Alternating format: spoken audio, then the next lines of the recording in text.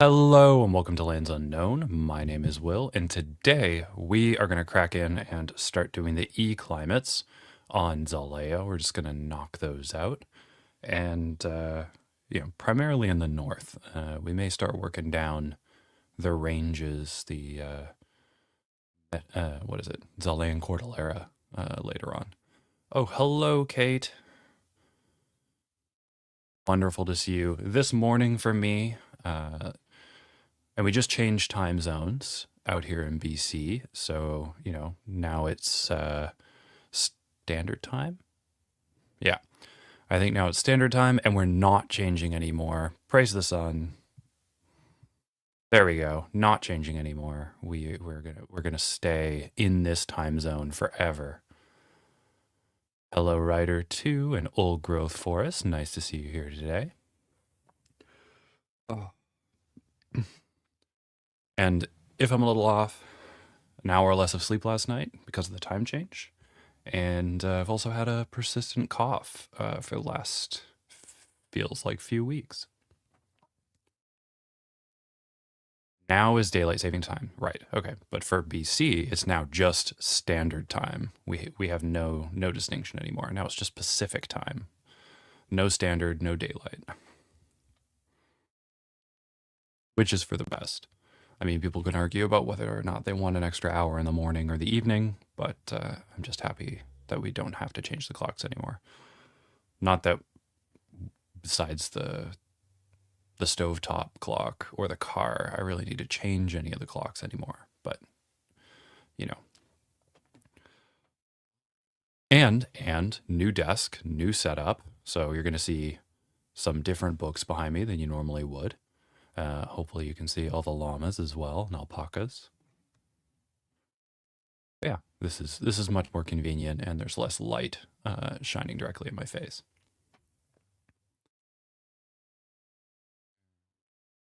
There we go. All right.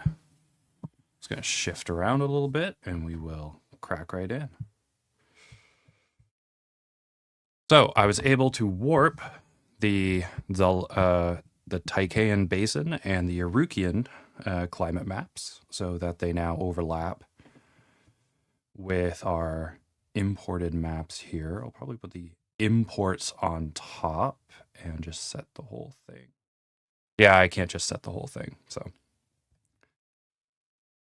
But I do have it on top, and when I open up the elevation, for example,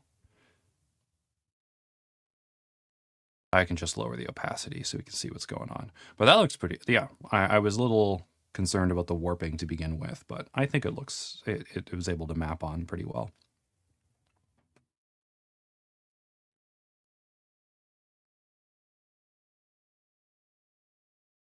Yeah, looks pretty good.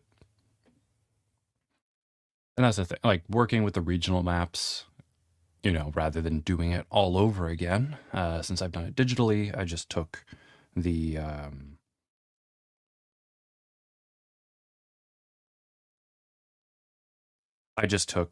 map that we have here as just a simple layer, just exported it with nothing in the background, turning the background layer off, this one back here, and then I was able to just stretch and warp it based on the azimuthal equal area to kind of wrap it around.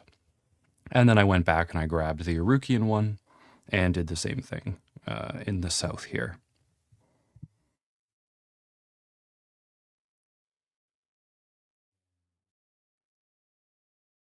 I may just lower my threshold because I'm a little out of breath. I think I may have had COVID a few weeks ago.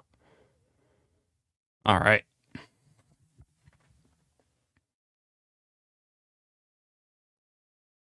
I already got my ET and my EF layers set up.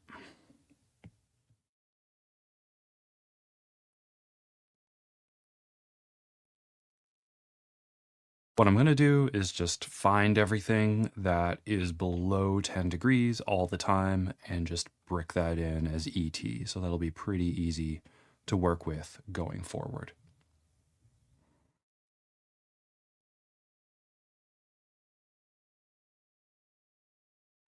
And to do that, we just want to look at July.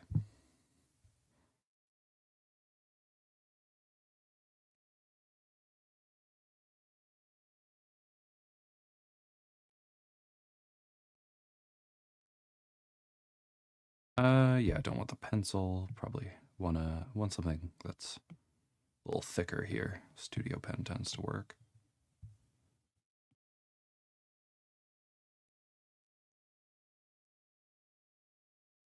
And we can open up a layer here, make sure we have pink in the roster, because nothing we're doing is very pink. And here is our 0 line. That is our 6 line. And there's our 12 line. And these are all in degrees Celsius, of course.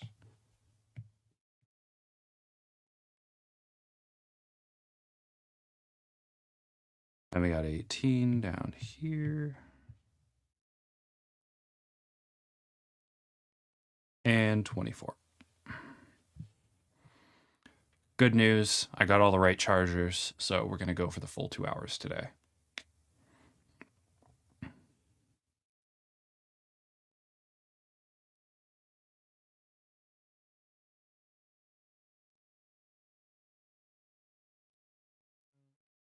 I'm just going to check turning off the base layer here, how we're doing. So the 24 wraps around, and I just want to see over the water what's going on so I can get an idea of what we'd be looking at over land.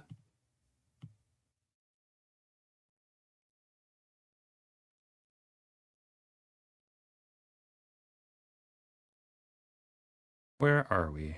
Down here? Yeah.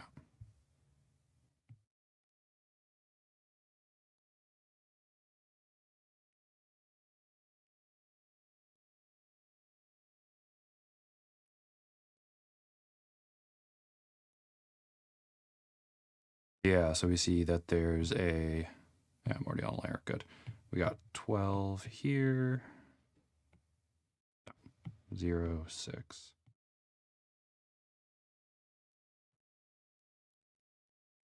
12 and 18. Wonderful.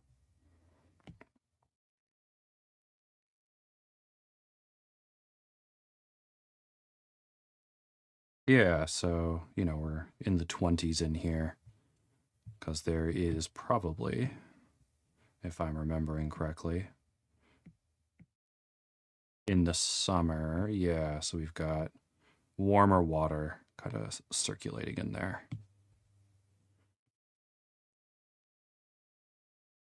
Yeah, okay. That's good. Good to know.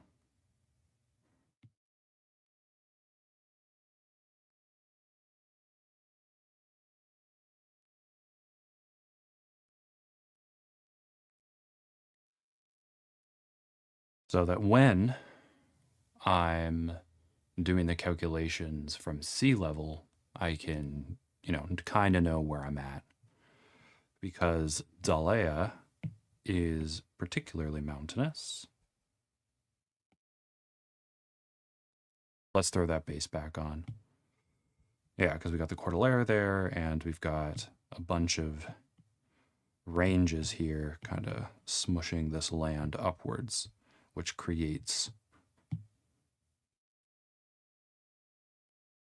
that particular pattern that we see here.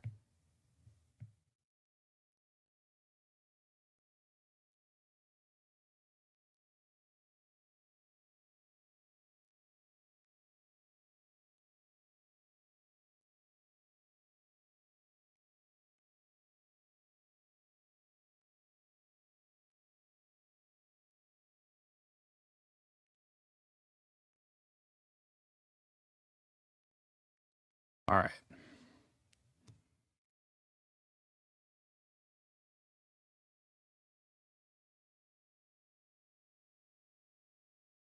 Yes, I believe that the 0 would start around here, but let's just check for a sec.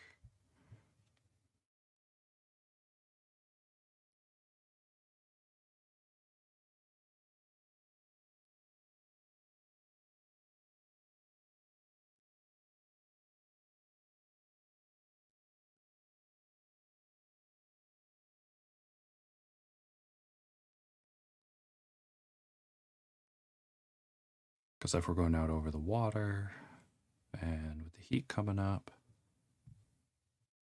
let me check the gallery here again. Want to check on the west coast. You can see all of the notes. What is going on? All right.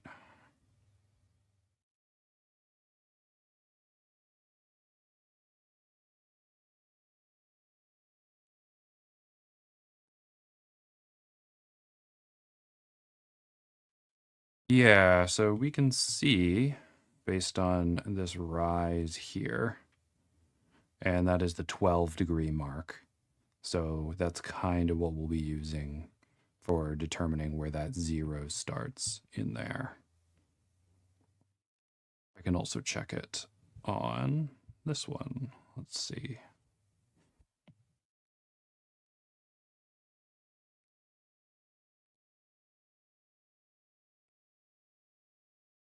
Yeah, it's another very similar one. So 12, 14 degrees, 12, 13 degrees. So we do need 2,000 kilometers to get us there.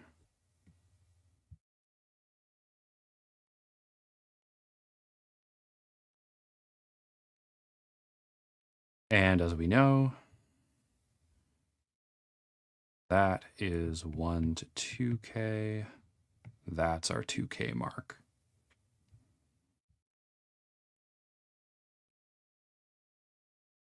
Just double checking so I don't make a horrible mistake. Yeah, orange is 2K, so I was right.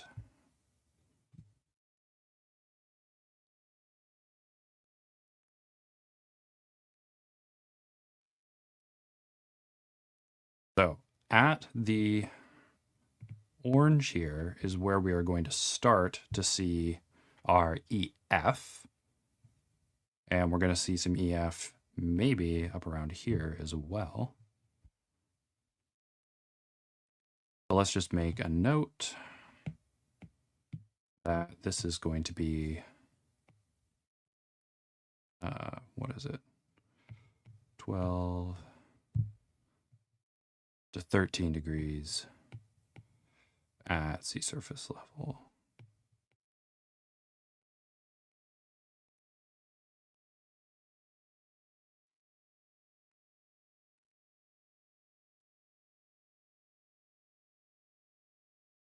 Yeah, so that'll help us get that down. So it is going to be something that's going to be impacting us at elevation.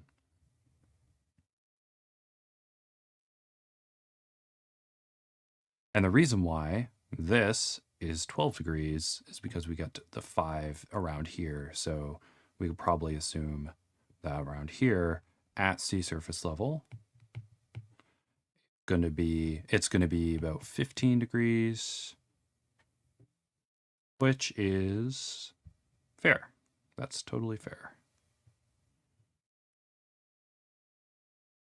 And of course, sea surface is like, this darker green color. So if it's 15 here, it's going to need to be over what? About 2,200, 2,300. So we'll start to see the EF, maybe, or the ET, sorry, in some of the ones up here. That's not really what I'm concerned with. I more want the lines that I can draw to kind of hammer it down.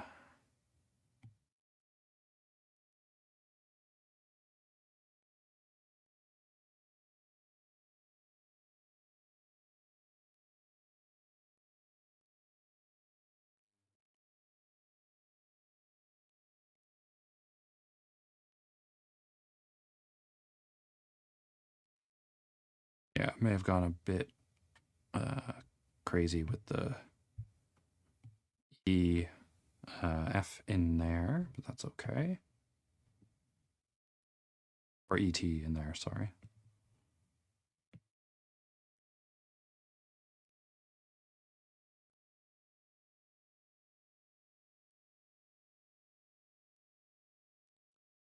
And the reason for the distinction between the two sides of the Cordillera here is that, this is much more oceanic, and we actually have, subcontinental and continental areas in here.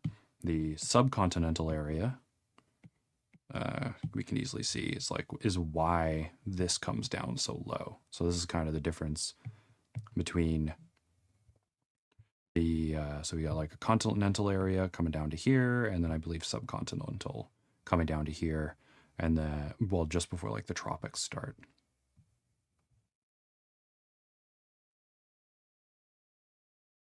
Oh, you forgot it. Yeah. Yeah. I'm a little more tired than usual.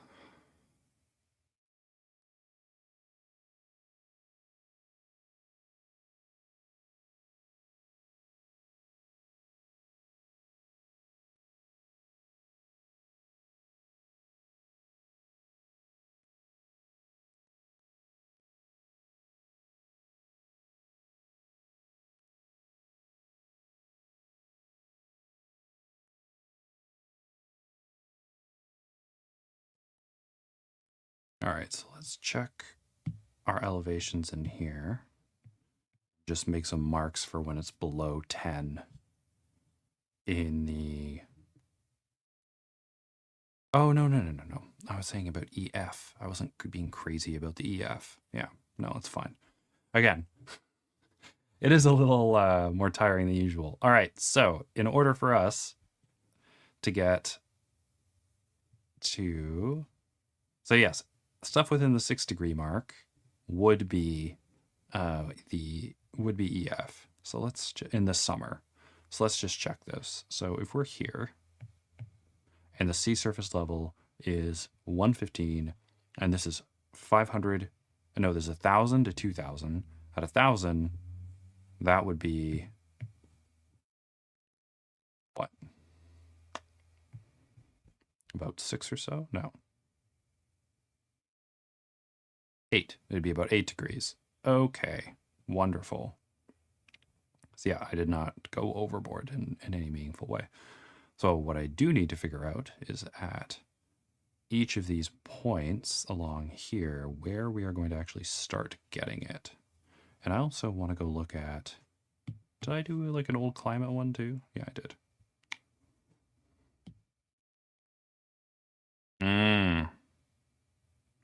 Yeah, I may have underestimated the amount of tundra that we're going to get in my first round here. Very...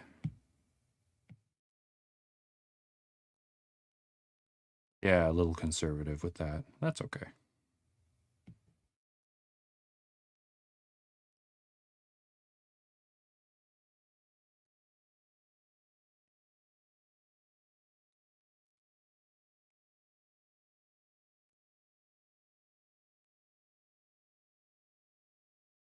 So the sea surface level is...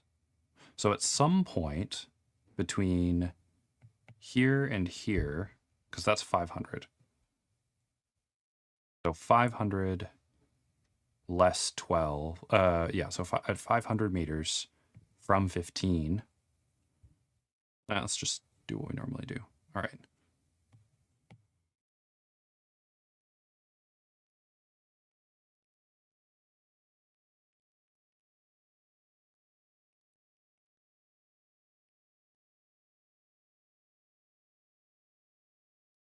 It'd be 12-ish. 11 and a half, 12. And then at 1 kilometer, it would be around 9 or 8. So at some point here, let's say about 750, we will see the transition to ET. So between these two.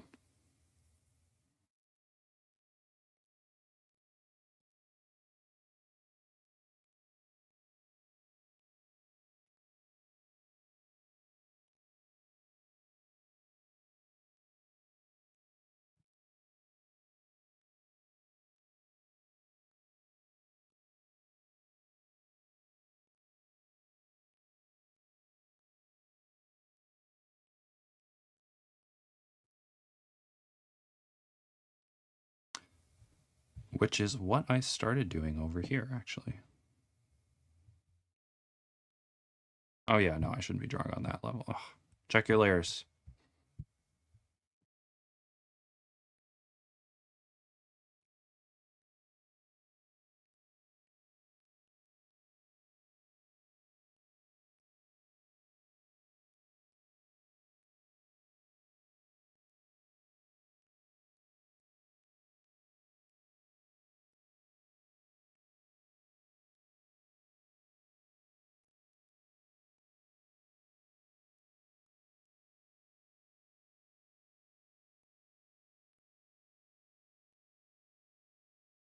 Yeah, okay.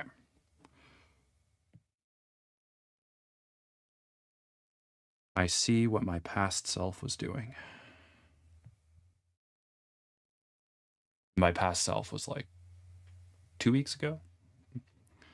All right, and in here, it's going to be interesting because this falls and it's going to be 12 to 13, but this could all be, I'm going to say that generally in here it's going to be above. Maybe there's a little bit that's below.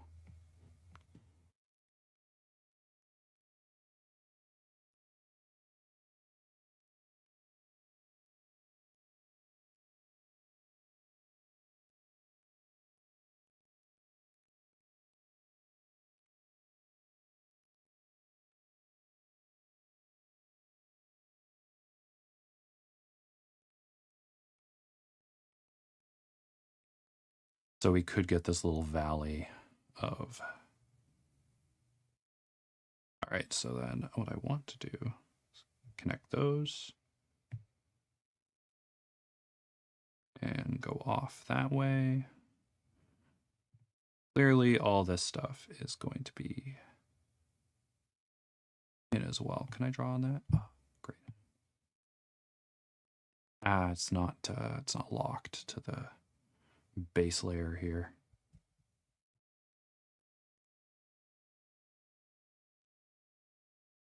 That's fine. We'll figure that out later. Great.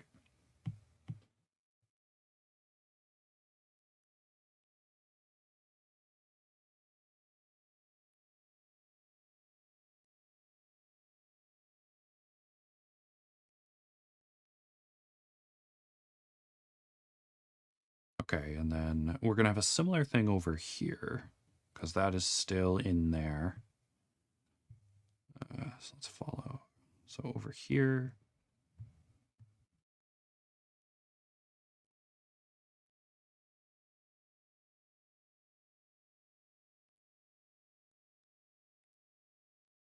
And we're going to go across to there as well.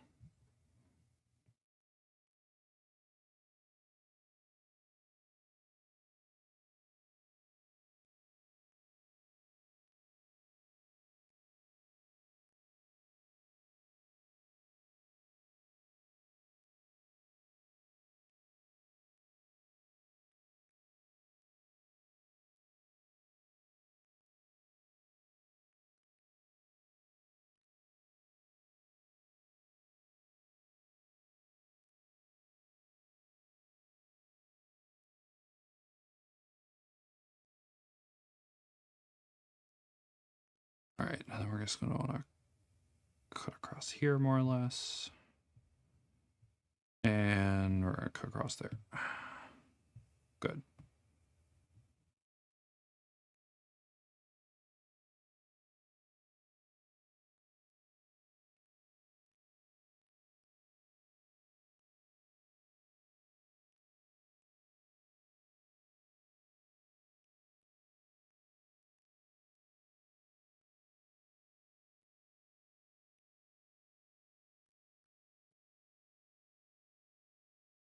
Oh, I see what I did.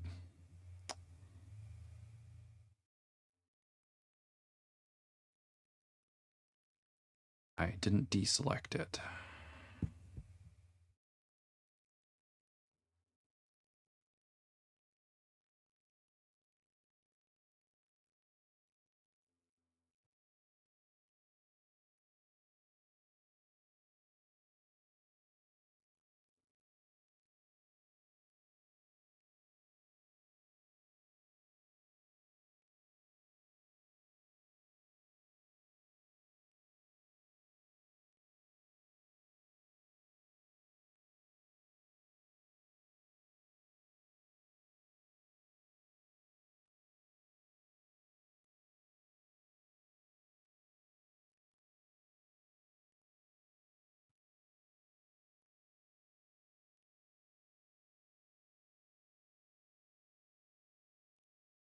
Okay, so we're able to chunk in a lot of that. I mean, the ET is going to go further south, obviously, but definitely want to get the northern part out of the way. I can work down this peninsula because I think that is going to be pretty low,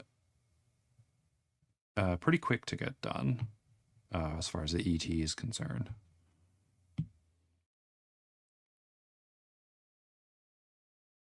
Because from the looks of it, so from the looks of it here, that's going along there. What do we have on the climate thing here? Yeah, it's got an ET there as well, because that is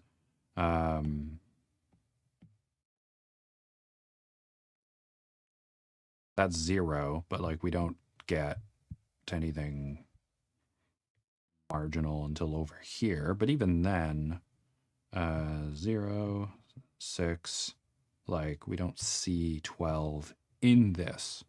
So I could pretty comfortably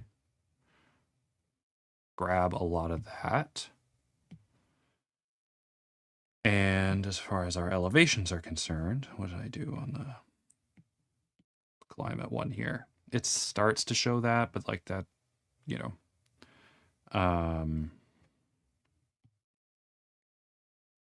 let's get the notes out and go back to July here. 0, 6. Yeah, so we're not. We're that all that's going to be ET. That was a little too generous with the D climates. But again, it's a low resolution map, right? You just want to gesture towards what the climates are in the region, just to give an idea of the overall patterns.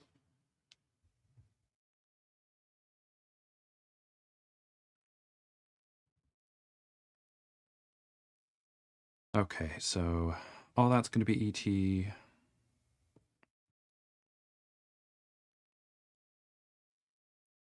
And the ET crawls down along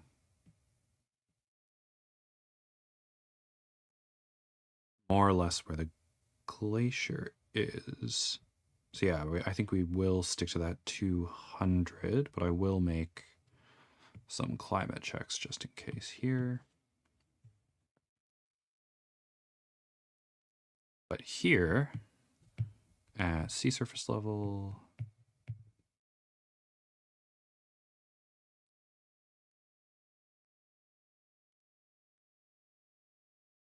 yeah, so we're in 18 in there. It's around 18 at sea surface level. Because the water here would get into this area. So it is going to be a bit warmer than something in here, which is a bit more insulated due to the mountains and things, being further inland. And I can just check. I think I got my continentality up on one of these. Oh yes, subcontinental goes all the way down there. So we'd have green going in along these areas.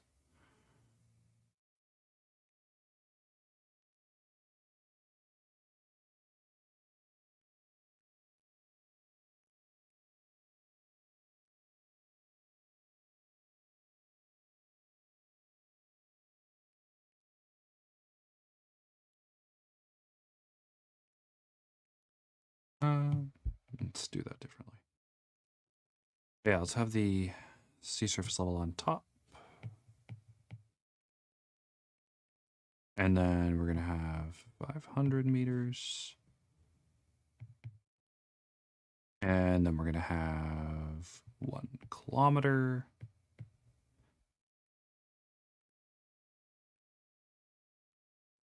And so we're going to hit our 10 degrees, what we're looking for, at about 1.2. So we're going to just after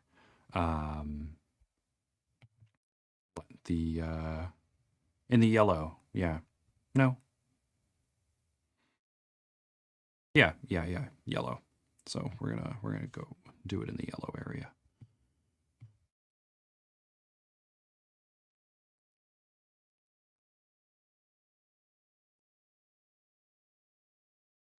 What is ET?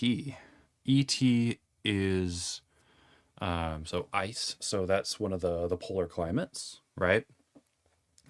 Uh, it is below every mean monthly temperature for your normal, for your average, is going to be below 10 degrees.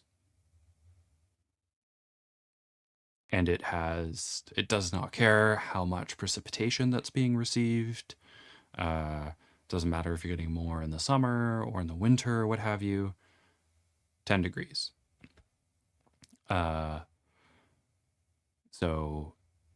the T is tundra. The EF, which I believe is the F is frost in there.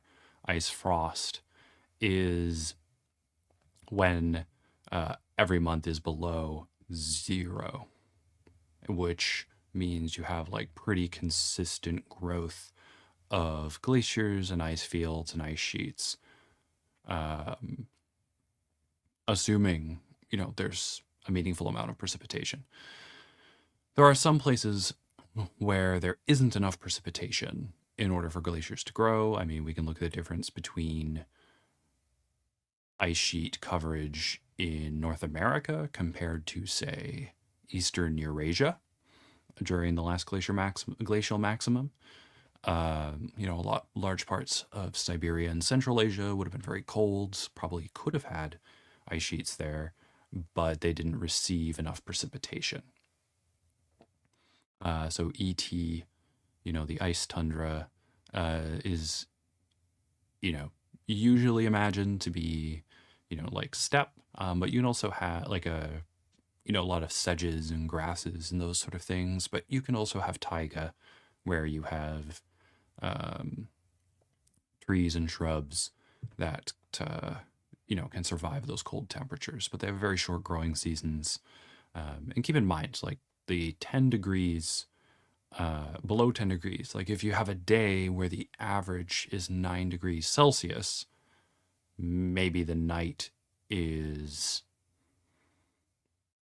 I don't know, 3 degrees, maybe, or close to 0 at night. But during the day, you could have it get up to 15, 16 degrees. So it can still get warm during the summer, during the day, which would allow for, the growth of trees and the growth of grasses and those sorts of things, especially in more subcontinental and continental areas. But if you have a more oceanic, yeah, but then you'd have, quite cold winters if you're in a subcontinental or continental area. On the other hand, if you're in an oceanic area,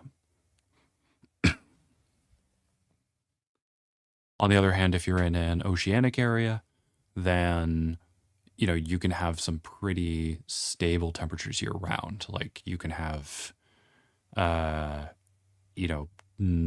around 9 degrees year round. Again, you'd see a small fluctuation between the day and the night, and you can have some pretty lush grasslands and shrublands, and you can have some more cold tolerant angiosperms and those sorts of things. But in general, ice climates are below 10 degrees year round.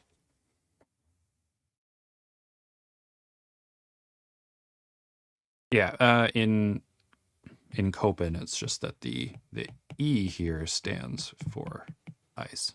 So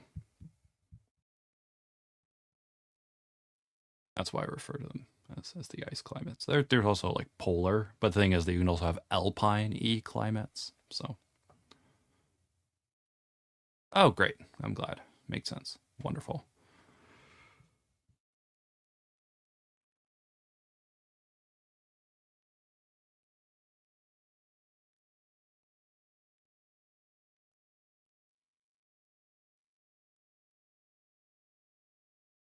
Yeah, I also have to think about what I want to do for the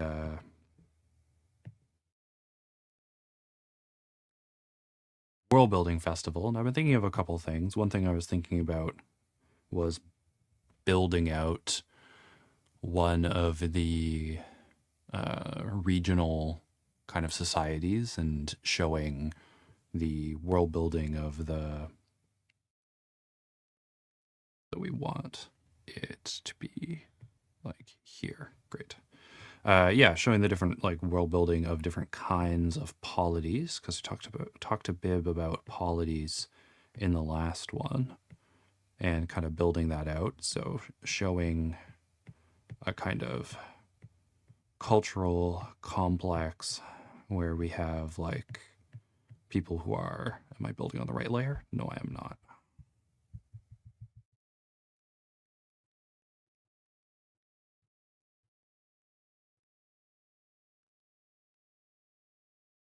So kind of, yeah, building out a cultural complex and showing what their culture would look like as a non-state, non-stratified, like anarchic polity, and then showing how that could change to become a more non-stratified heterarchic polity where, you know, status starts playing more of a role and we start seeing a breakup sort of between different networks.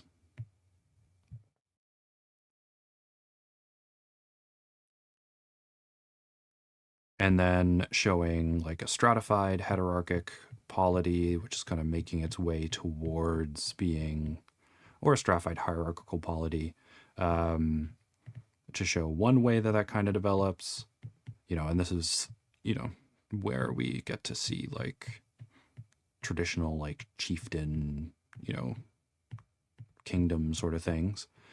And then we can also look at like an early form of like state and how they go in different directions. Because something that's like quite interesting with a lot of the research that's being done about early polities is that, you know, people would normally expect that stratified, like heterarchic or hierarchic polities like chieftains and little kingdoms and stuff like that would be the ones that tend to form states. But that's not really what we see. They do sometimes, and it's usually through conquering others and then subordinating them.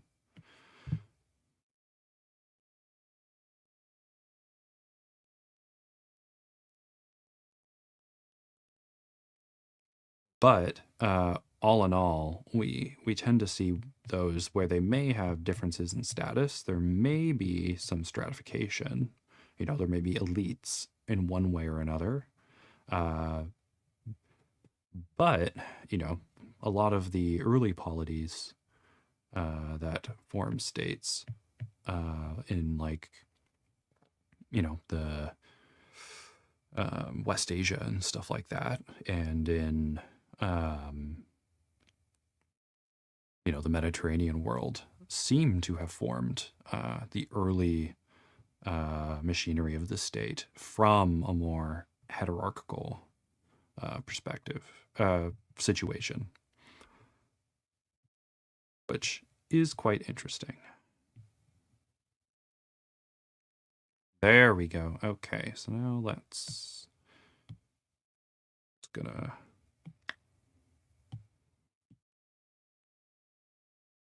nope. Oh, excuse me.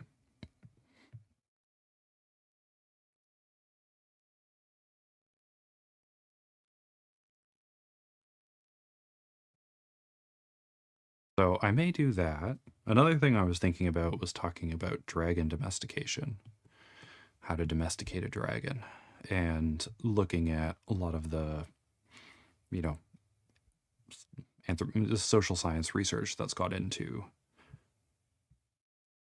domestication and how societies and cultures domesticate different animals.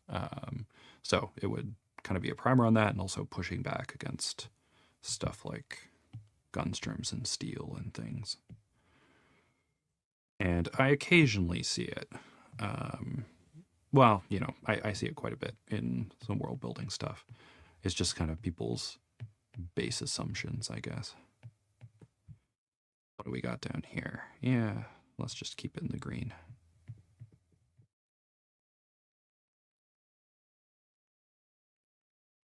And I wouldn't really be talking about... Yeah, I wouldn't really talk about the biological aspects of it, like how different animals change for their domestication. More so,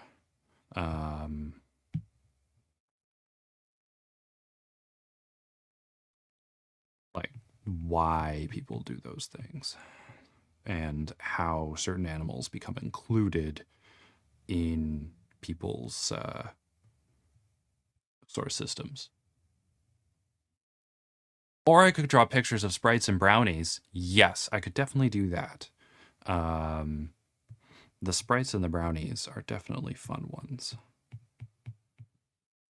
And I have been doing some more brownies and sprites because they are very, yeah, the sprites in particular are very important. And the sprites are everywhere. Unlike the brownies. The brownies are really only in Arukia and a couple other places, I guess, that they kind of raft to throughout the Aphrodite. But sprites are everywhere.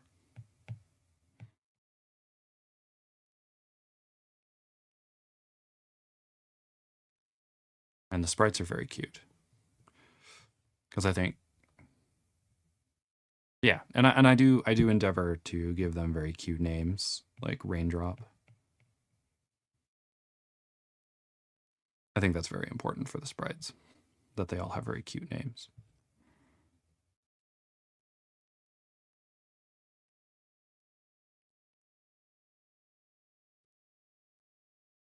That's too big.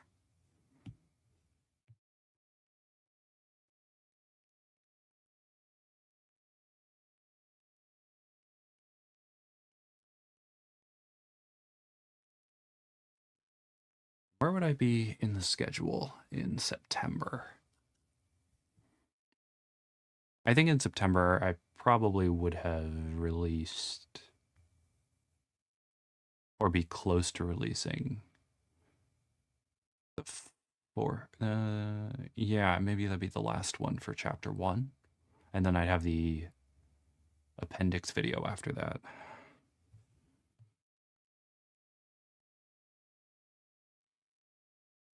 But I'd always be happy to do more sprites.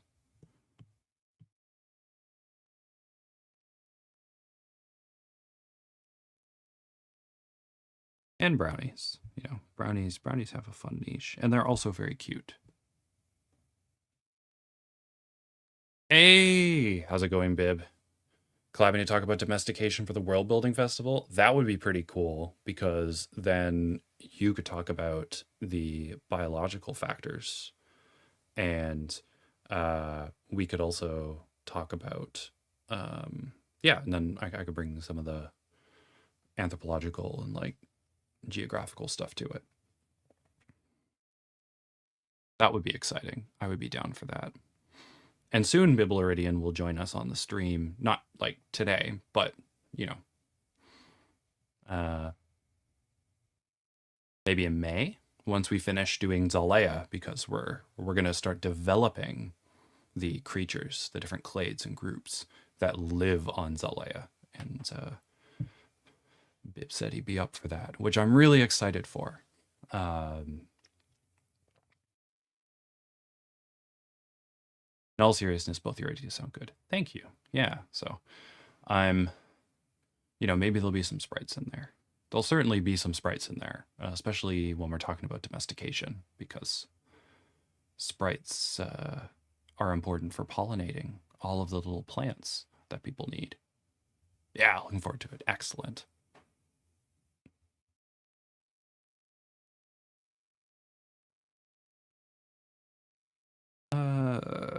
Before I go any further south, I want to do some more climate checks.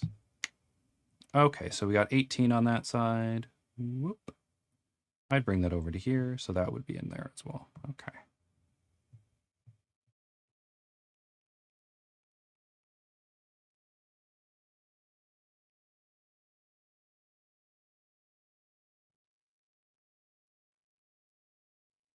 And then in the interior, so on the western side of these mountains, seems to be closer to a kilometer.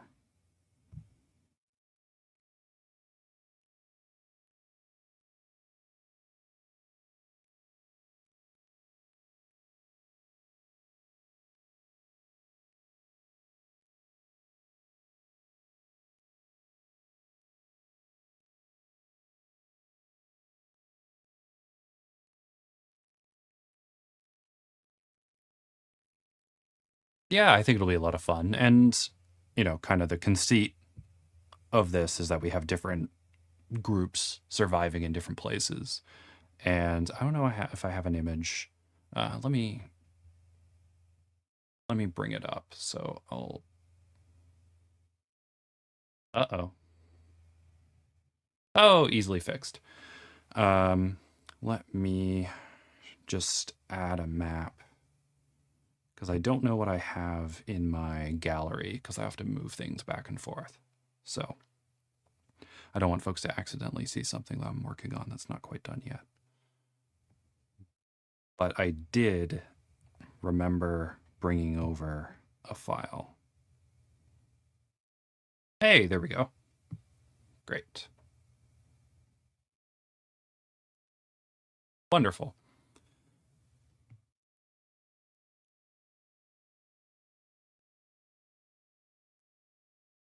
Yeah, that's fine. Because, like, the conceit is, in here, we have, when's that change? Down there. We've got mammaliforms, right? So, we've got the monotrematiforms on Arukia, the brownies and the sprites and the owlbears and stuff. And then in Zaalea, we'll have, mammaliforms that are more like placentals or marsupials and those sorts of things. And in Linneo-Tychea, we're going to have the dragons, right? And we're going to have all different sorts of dragons. And then Zaalea has a different group of animals derived from a different lineage. And someone will have to remind me, are birds and crocodilians are both archosaurs, correct? And like, are lizards archosaurs? I don't remember.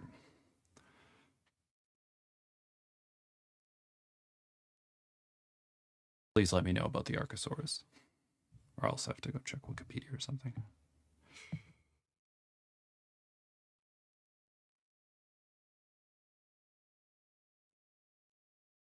But yeah, so we can develop the group of creatures that managed to survive the mass extinction from the cooling of the planet on Zaalea.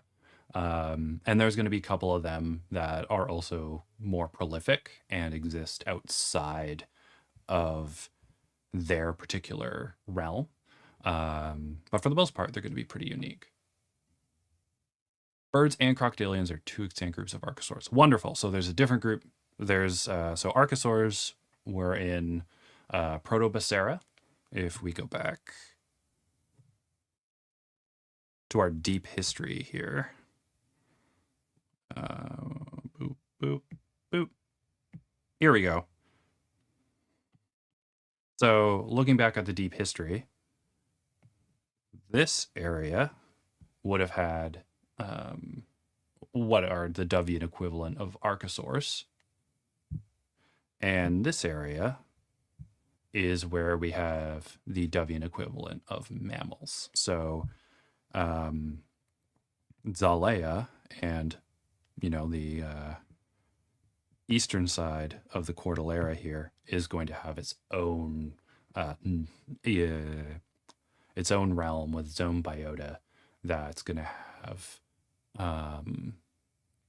that's going to be kind of distinct from the dragon-dominated Linneo-Tychean realm. But yeah, archosaurs were over here. And here, I guess, but I mean, they don't really matter. They all went extinct. RIP. Or maybe some of them survived. Maybe that's where a lot of the marine megafauna come from? I don't know. If we want to explore marine fauna, then that could be an appendix video.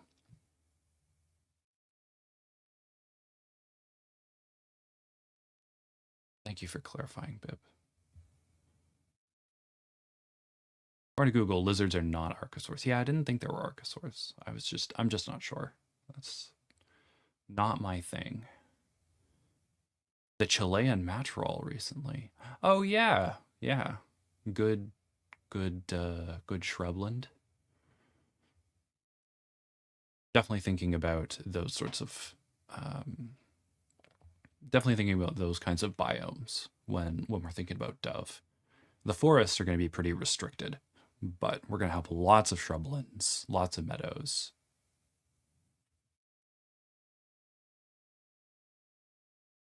Antarctica Floristic Kingdom mentioned. Woo!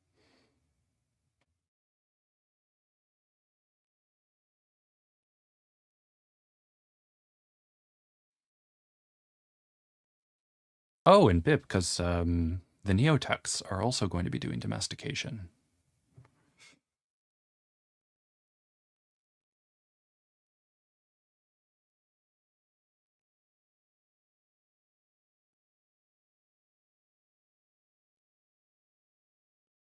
I'm sure it's going to look quite different than what I have planned.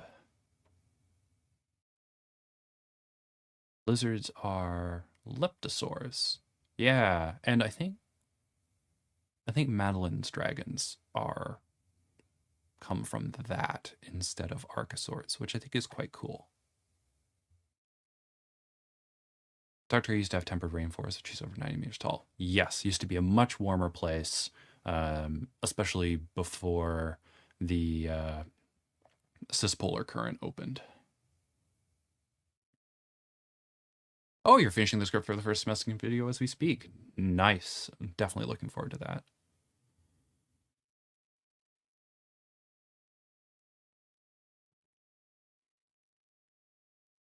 All right, so let's go down here. Then, all right, so down here.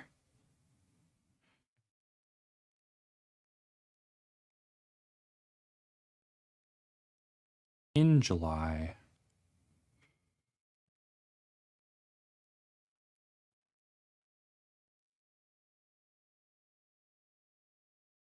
Madeline's dragons are leptopterids, which are bird-line archosaurs. Oh, okay, that's cool. Yeah, I mixed up the names. So they are archosaurs. They're just not something that I would immediately clock as dragonish.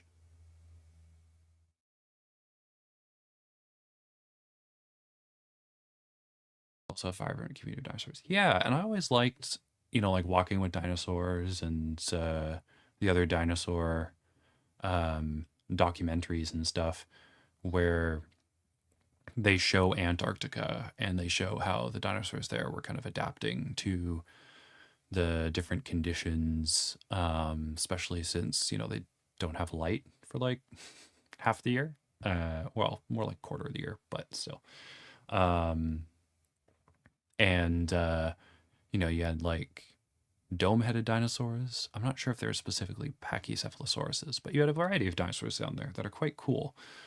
And seeing that kind of changed when I was quite young, because I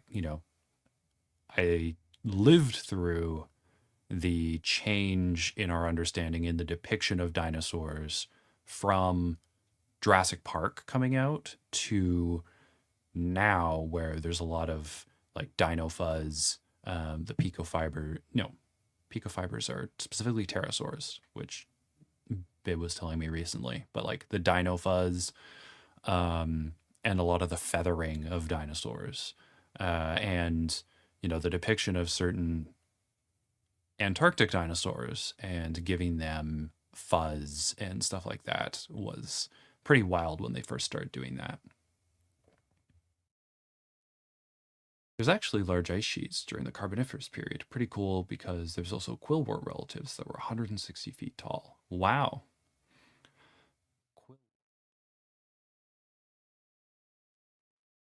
Yeah, that's really cool. And the Carboniferous is usually something that we consider to be quite warm, and that's because that's where a lot of our, you know, natural gas and oil and those sorts of reserves come from.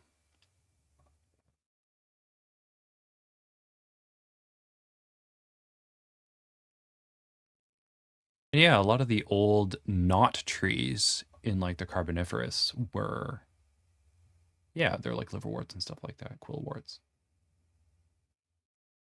Extinct Zoo made a great video on the Antarctic wildlife during the reign of the dinosaurs. Oh, that's neat. Is it newer? Because I know Extinct Zoo has been around for a little bit.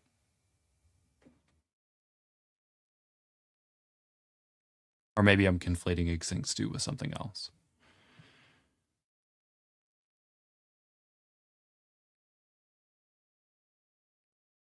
Okay, so down there. 24, 23, 18. No, because 19 was like around here, 18 and a half. Because it kind of sinks down. So it's closer to 19, but that's fine. Doesn't really matter. 20, 21-ish?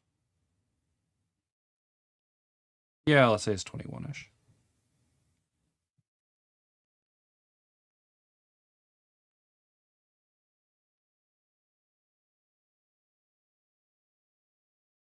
There was a very brief glaciation period at the end of the Devonian, about when the Cleveland Shale was deposited. Oh, that's neat.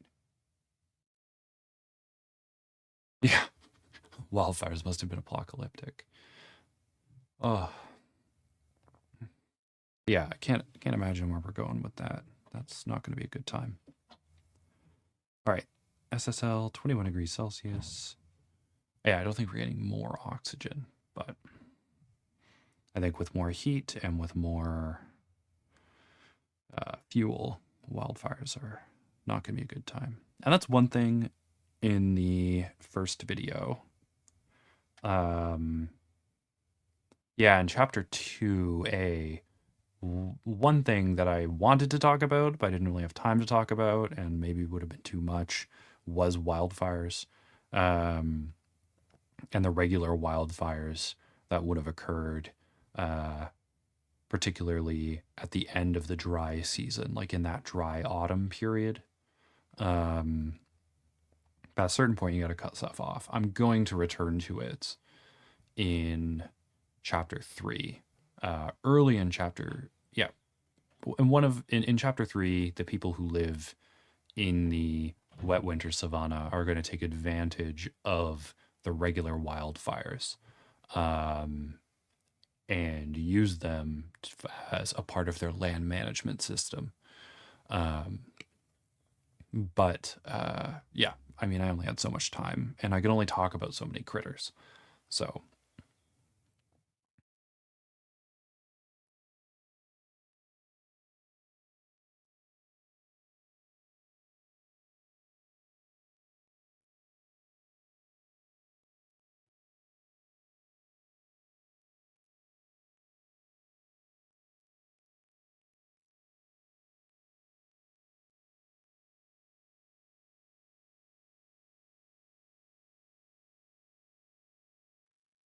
all right, so we're going to start looking around.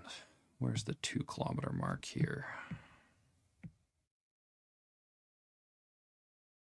Okay. So we've got 2 kilometers. But it's specifically, yeah, so it's going to get a lot. Checking layers. Good, good, good.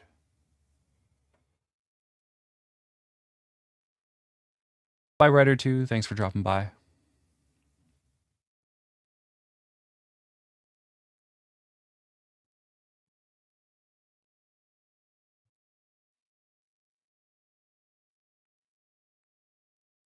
And I was watching, what is it? Babe, if you're still here, the glyph video that you came out with recently was particularly cool.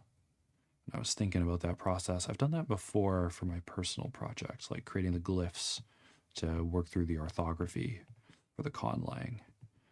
But watching you do it for your It's episode 49 now of the Conlang sort of showcase.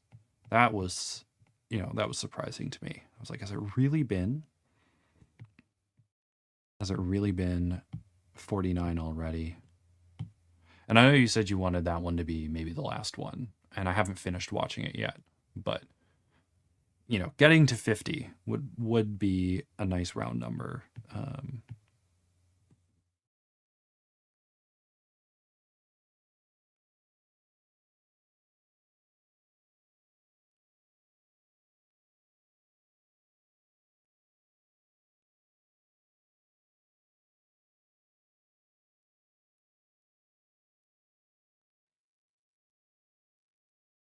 That E is really sneaking down.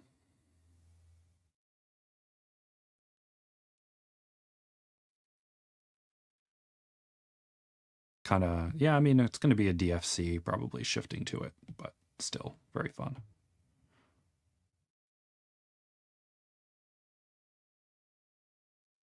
That is true. I forget which base that culture uses. So if it is base 7, then that would be very fun, and I think that would be very appropriate.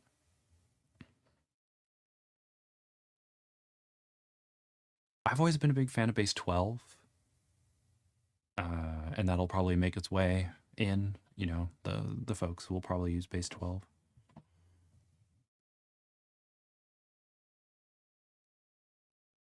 Or at least one of the cultures. I mean, there's two kind of cultures coming together, so.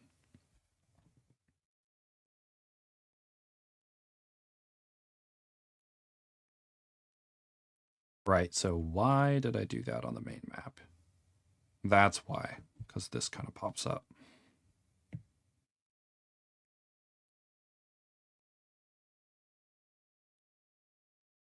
It's going to be slightly cooler, but let's do.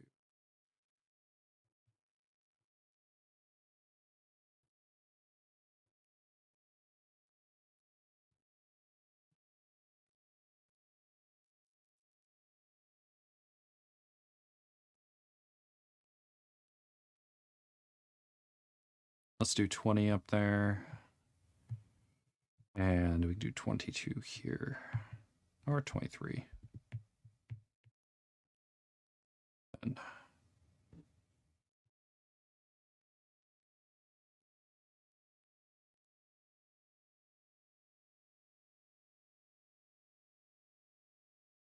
yeah, 18 up there. No, 21 makes sense up here. It's fine.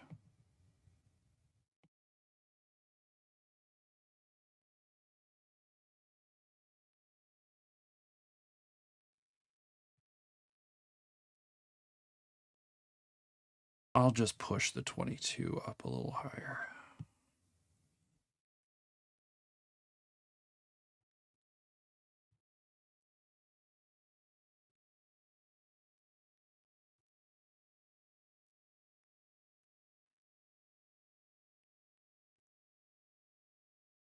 What do we got? 2 kilometers. That would be 10. All right, so it's going to be right on the line there. And then 2 kilometers down here would be 11. If we stick to that, I mean, it's pretty humid down there. So it can hold on to heat more. So, maybe it's going to be 12 or something. So we may not see ET this far south. Let me just check the... Yeah, the ET is going to peel off before that. Let me see.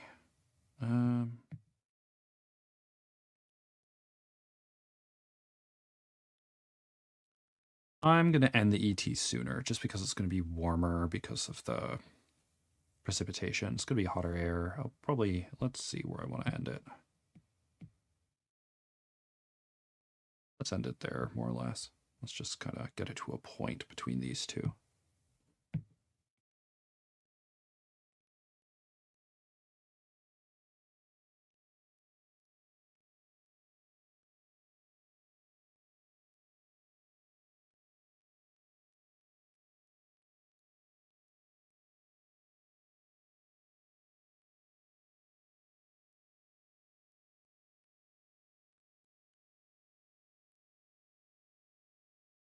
Awesome. Yeah, next episode we'll probably focus on making the font, and then there'll be one more episode to wrap things up. Nice. Nice 51.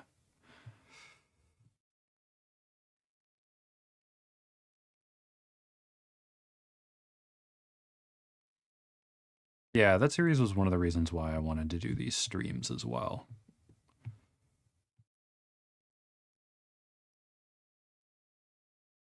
Because there is there's an article.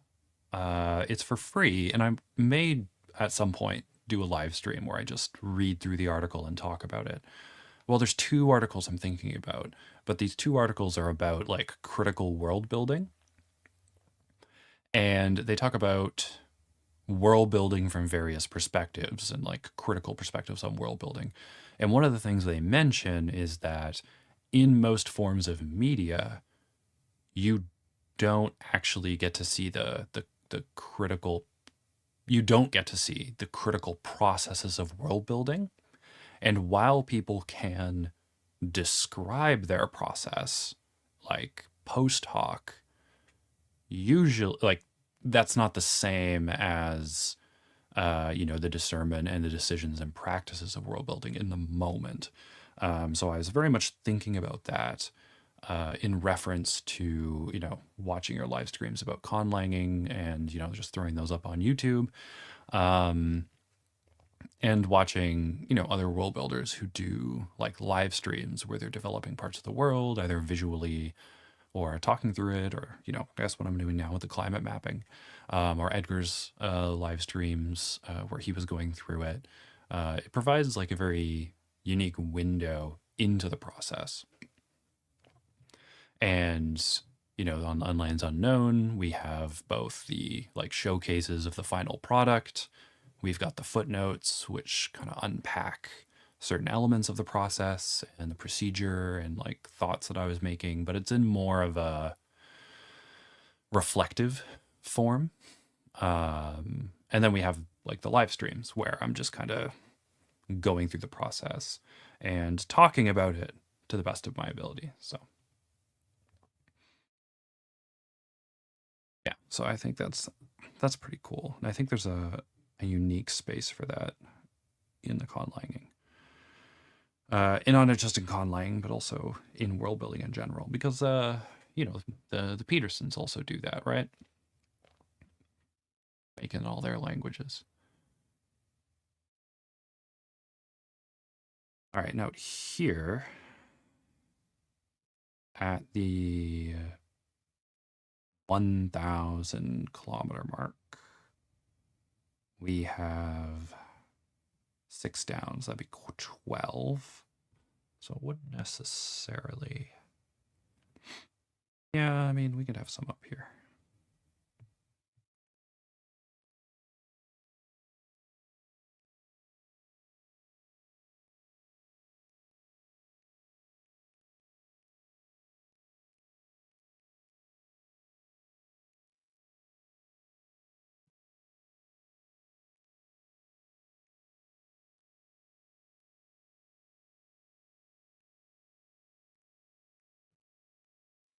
Well, that's looking pretty good. All right, so I'm going to take a quick break.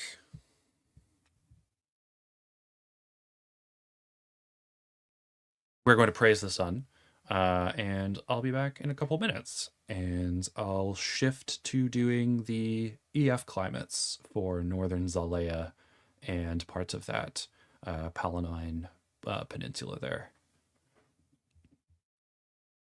I need to get some like little music to play in the background.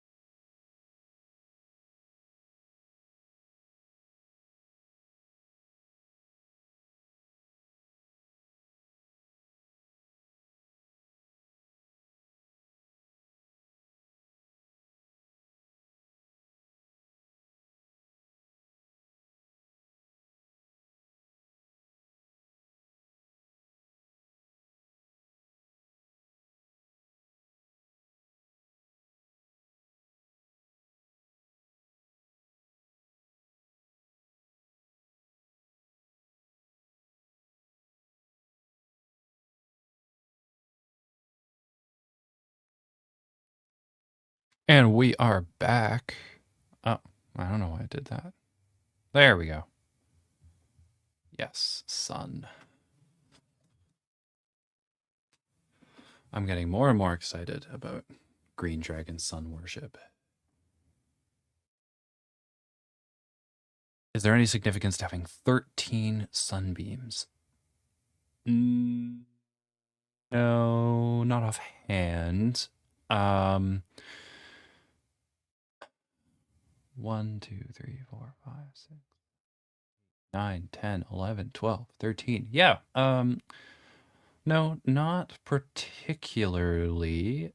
Maybe an even number would be better, but I don't know. Maybe 13. Maybe they have. Well, I haven't decided on the lunar cycle yet, so maybe there are 13 moons in a year. We shall see, but not offhand. That wasn't part of it that I was thinking about at the time. Let me check the sketch. One sec.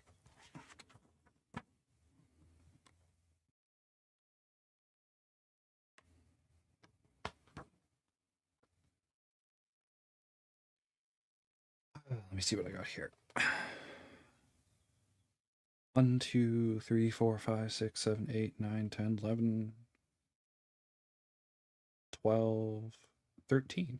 Oh.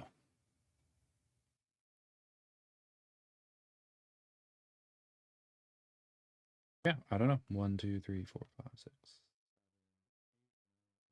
12.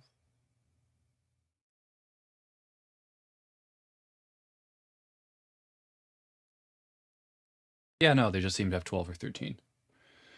Maybe I was aiming for 12.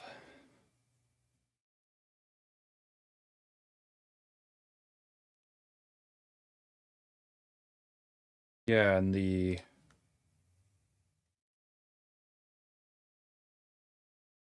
seem to have between 11 and 13. I think I was working off of hexagon for the design. Maybe just threw an extra one in there. Yeah. Maybe we can make something significant out of the 13. I think that is much more interesting. Because then I can just kind of roll with it.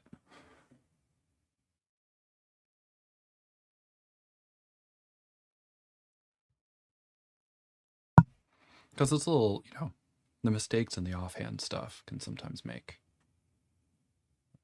for interesting world building decisions. You do something offhand and then it becomes significant, like with the blue dragons breathing capsaicin. Like I was just having a conversation and,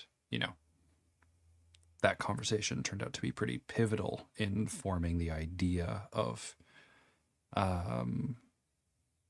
a whole group of dragons and then their relationship with the plants and how the plants would develop all of these different chemical irritants that would stop a large amount of other creatures from consuming them while ripe. Though I do have, if it's overripe, then like it'll fall to the ground and other creatures will eat it. So there are going to be, like brownies and small Yales and other kinds of dragons that'll eat the fruit if it's overripe. And, a blue dragon hasn't come along to do anything to it, but, just kind of what was essentially like, I don't know, maybe a bit or a lark turned out to become like a very important, like pivotal thing. So me doing 13 may end up being something that becomes significant to the wider part of the world.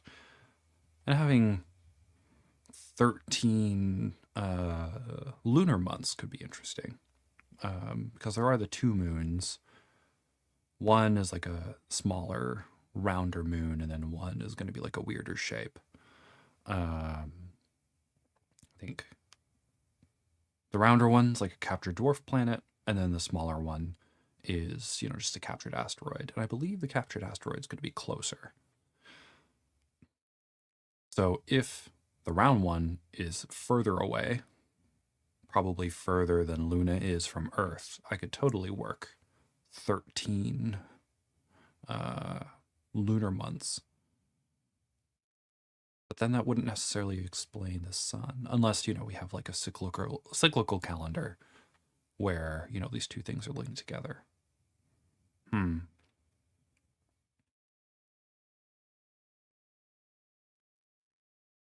All right. Now we've got our... Yes.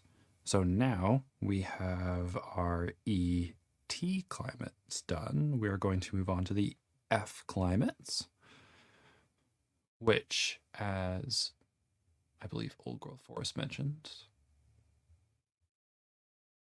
they are more associated with ice.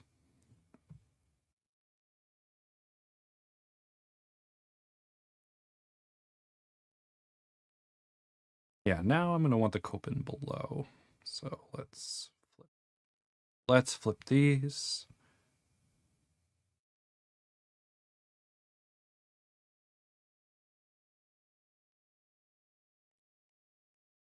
Can I do a clip layer? No, I cannot. It has to be in the same thing. Come on.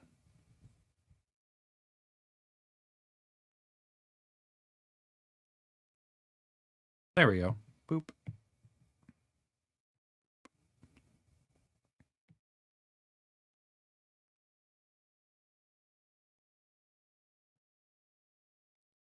That's better.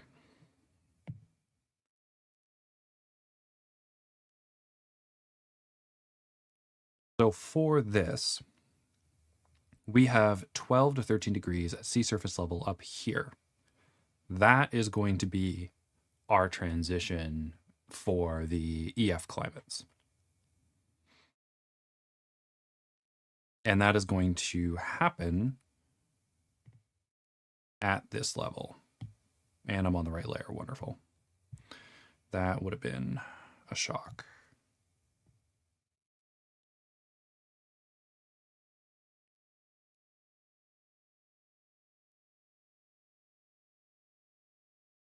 And this will largely be... Yeah, so I do want to get all this in, and then I'm going to...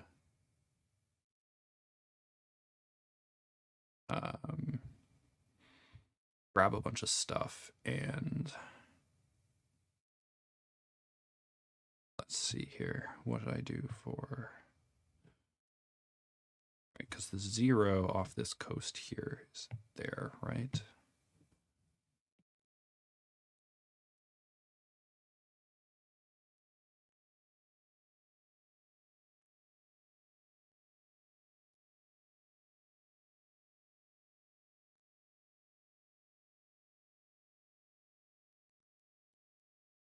All right, so let's look at that here.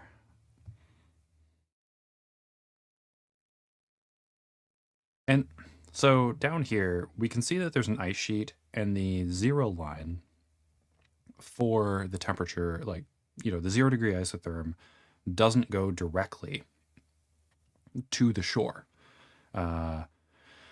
However, there is still ice over it. And that is because the ice sheets are advancing. So they're advancing into that region. But what this means is that, so we could have it, like it's warm enough down there that's melting it. However, it's growing faster than it's melting. So it's pushing down there. So I'm thinking...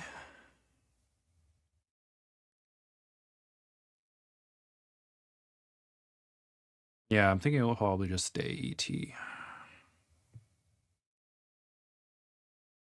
And the ice coverage alone there will be kind of scattered.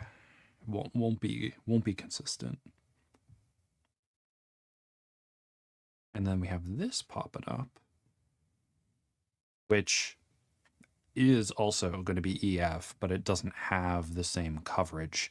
And that's because it doesn't receive as much precipitation, so it's not going to be growing up on there.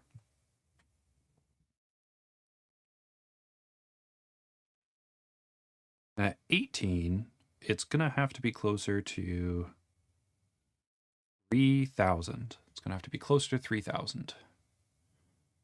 So as we go south, we're going to push our EF in. Let's see what I did here. Yeah, so I moved it in over the glaciers because the glaciers are taller.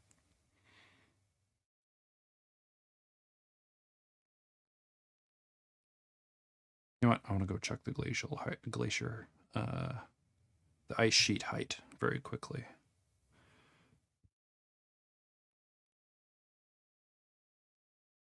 There we go. So these glaciers are also 1 to 2.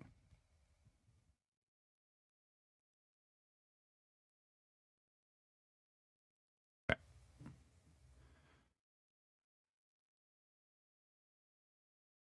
But they are on, where am I?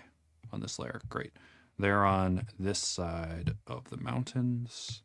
So they are going to be working. And I believe the 12-degree isotherm cuts through here. So I'll probably do the transition on the line between them. If I look at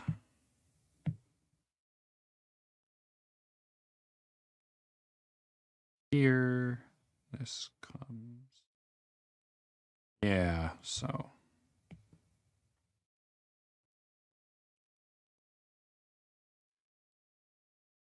up there, it's going to be closer to 12 degrees. So that's where the 200 mark will be. Let me go back. This part is going to be more oceanic along the coast, but that oceanic, that's going to transition quite quickly. And I kept the oceanic for going in. How far in is that? Oh my goodness.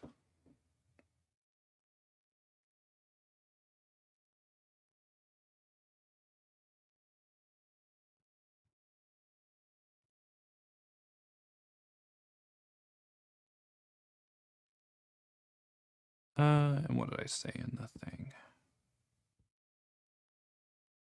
Yeah, so we're going to see, the isotherms are probably going to be more bunched up than they are in here. What did I do with this? What did I do with this? Yeah, so it's going to be a combination of the isotherms being warmer, closer to the coast, and yeah, so I'll have to push out that more because the sea surface temperature in the middle there is going to be closer to 12. Yeah, so I may have to push out the ET on the range here. Yeah, I'll probably...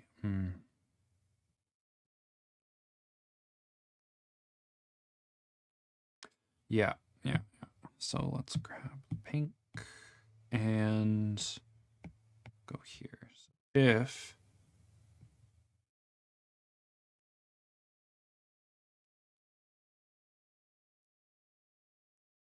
All right, so at the sea surface level is going to be changing quite quickly because it moves from a more oceanic to a more subcontinental. So halfway here, halfway between that would be 15, and we've already done 15 somewhere. So yeah, so it's going to be closer than that. So let's go back to ET. and build it out here instead.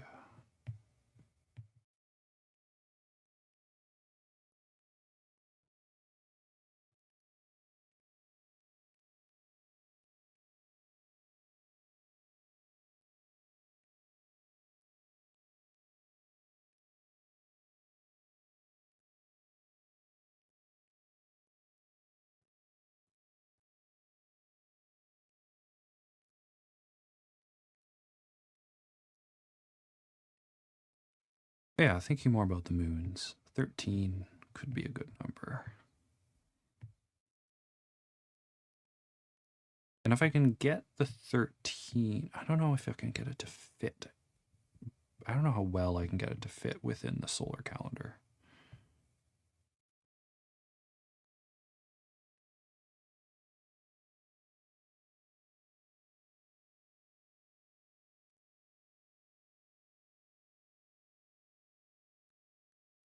But again, and the reason why I'm doing smaller moons is because I don't want to deal with tides, like the way that they influence tides as much.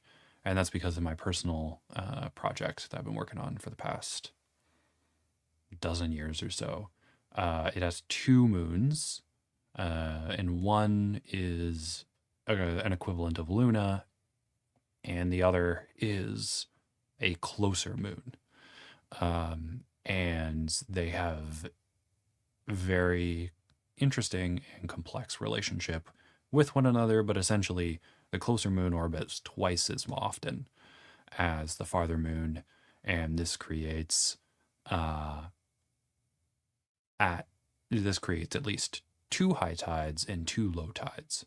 And now there are places on Earth where there are two high tides and two low tides, but in those places on Hade, you'd get like 6 to 8 high and low tides, and there's a lot more erosion, and a lot more change going on at the beach, and and since there's another moon there, there's also a larger change in tides, so the beach face and beach slope, like more of that becomes exposed, and there's more shoreline. But also there are a variety of creatures who have adapted into that. There's also some fauna that essentially like build dikes and dams out of like coral and other things. So they create these big lagoons and stuff. It's a very fun project, but I already did that. So I'm not interested in doing that again.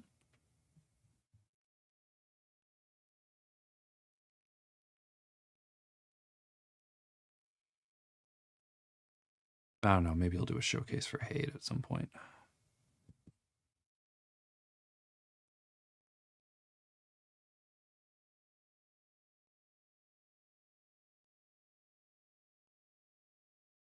And some of the stuff that I did in Hade, there's reasons why I made different decisions. And no, the 12 to mark is here, so I probably want to start doing it there. What am I thinking?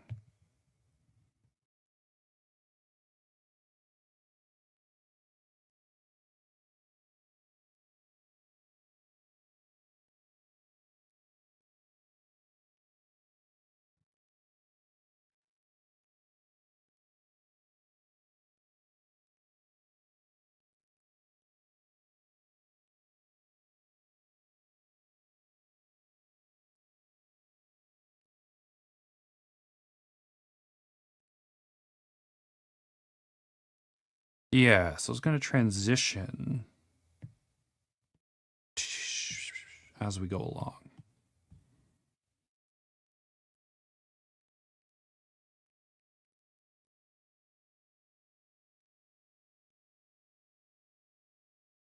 Because over here, it is certainly going to be because of how far north it is.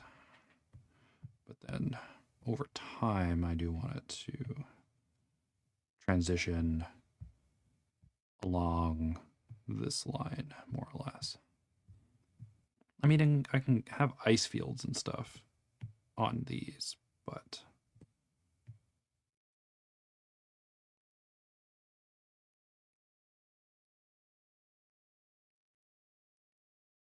yeah, so in here, in this area, there are going to be ice fields, certainly. But there are not going to be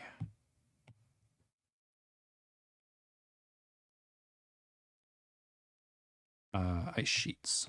Like, that is happening on the other side.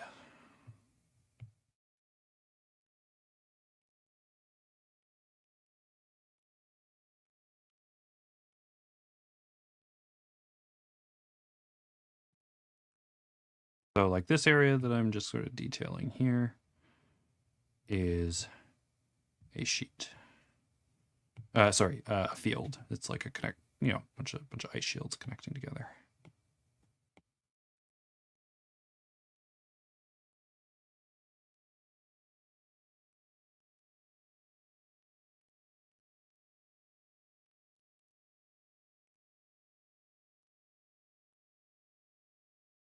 And that'll probably add some variation to rivers and things when, if I get around to doing that in Zaalea, which, never say never.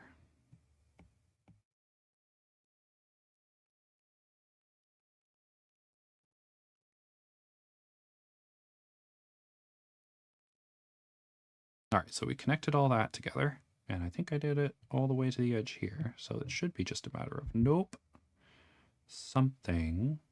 Oh, yeah, I didn't finish getting down here.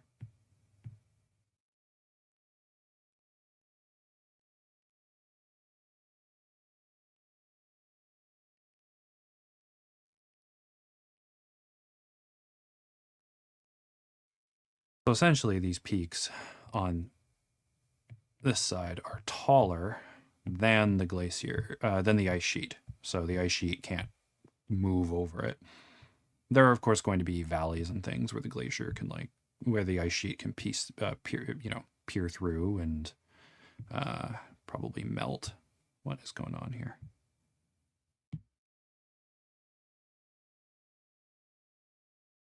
Oh, I see.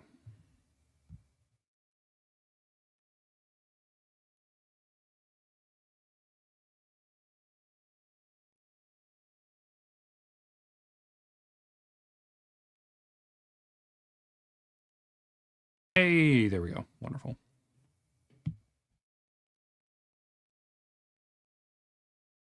That's great. Ooh, and I like that down there too. Do like that.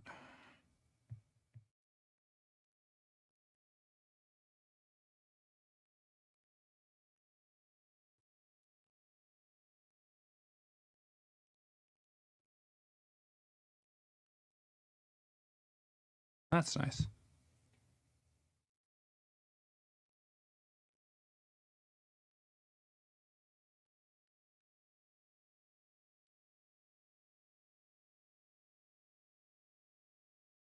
All right, now I want to see if we got anything in here, though. Yeah, so we do have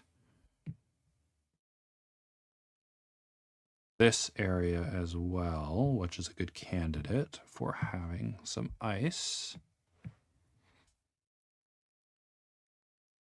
Let's see what I did last time. Nothing. Cool. Let's see the July temperature. It's general. Let's look at this.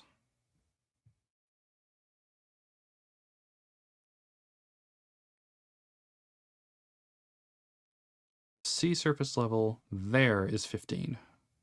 So if I go, and that's 12, so, or 13 or whatever. So if we do 14-ish here, then it needs to be above 2 in this region. Which, it's kind of doable, I think. Oh, wrong one.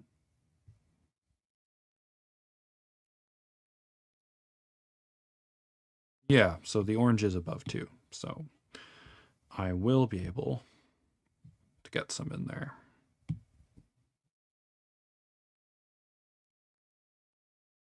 Get rid of that, and let's go in here.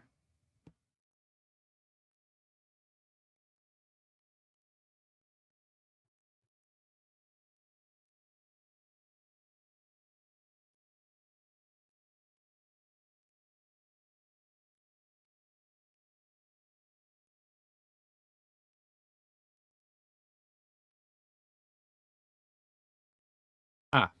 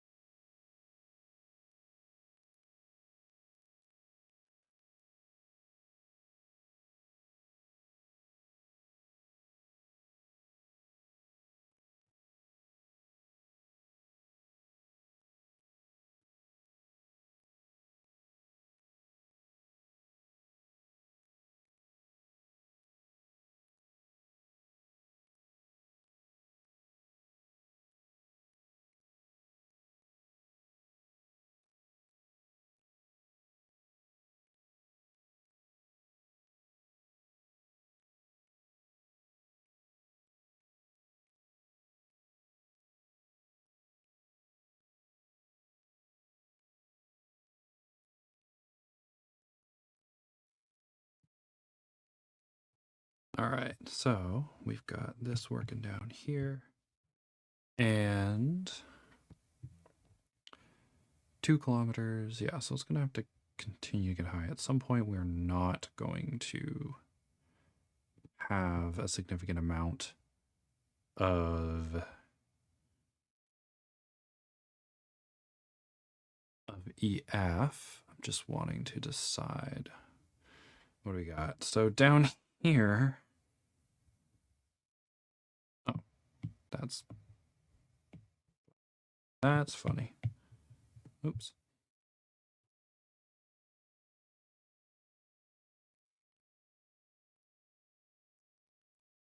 Yeah, so by the time we get to 21, so 18, go over here. 15, 16, 17, 18. That kind of limits it, but no, because that would be closer to 20. So 20, 19, 18.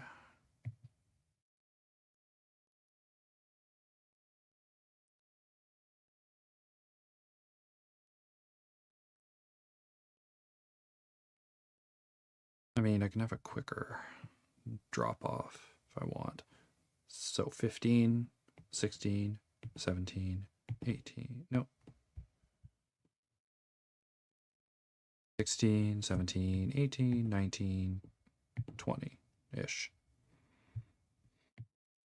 20, 19, 18. All right. And so by that point, because the orange is 2 to 3 on average, that is where it will most definitely stop, but I'll probably stop it here.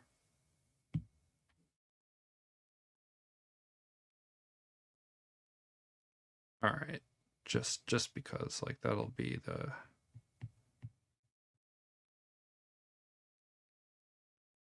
point where we don't have the elevation to justify showing it. Like, could there be peaks there that are above 3,000 where we see some glaciers? Sure, no problem.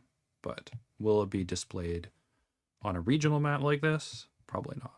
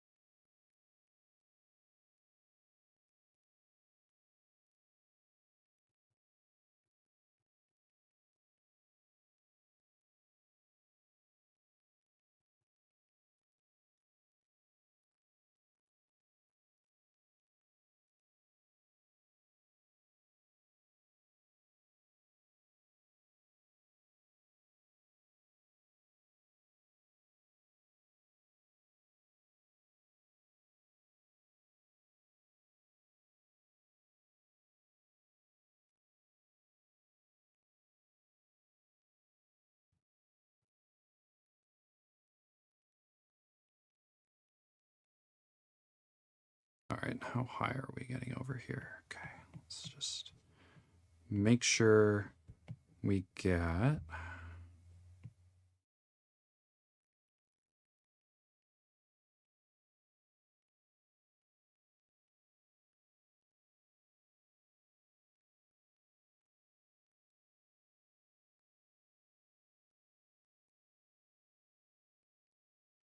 Get all the way down there. Just get this trail of...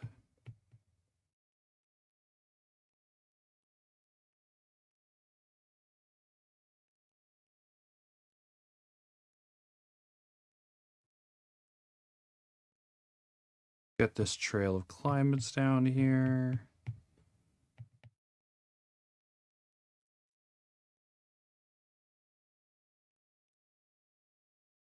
And I can always finesse them later, I suppose, but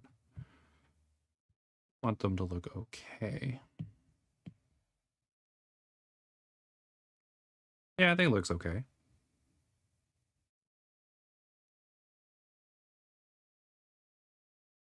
Oh, is...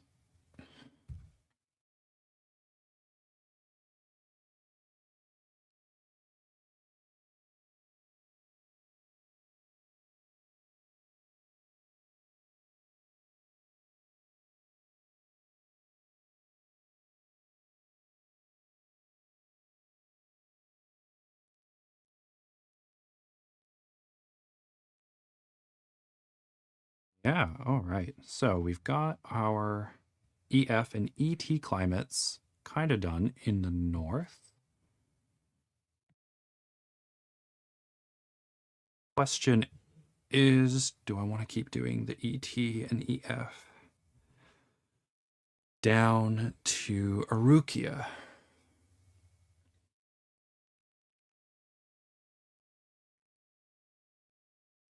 Let's see what that looks like.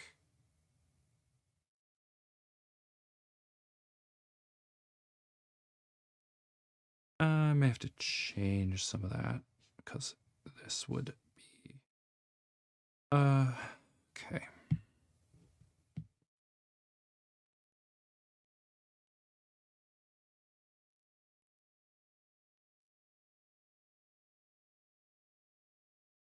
What do we have going on here? Let's look at the gallery just to kind of double check.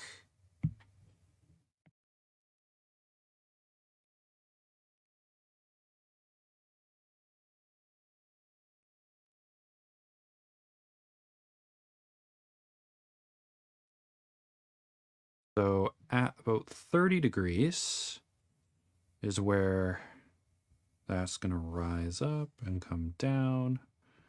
So that would be where 18 is. So we'd be looking for about 3,000 for the ET.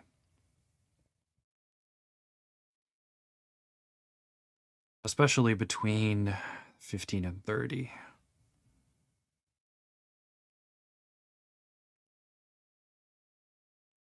And I don't think we're necessarily going to get that in the summer.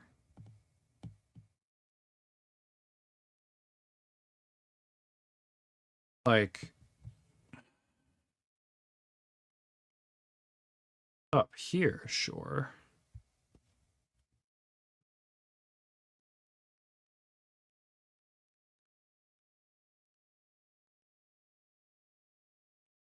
Yeah, so like up here, okay.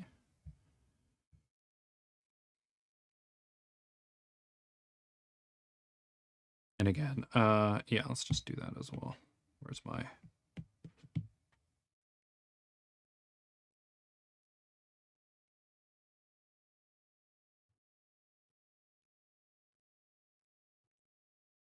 That's not a very useful color.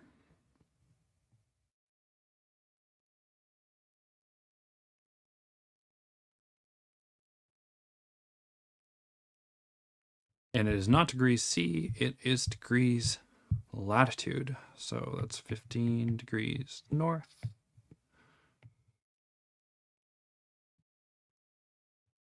Don't know why I'm throwing myself off like that. Okay.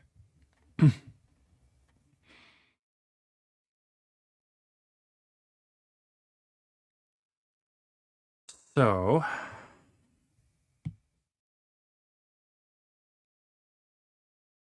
if it's going to be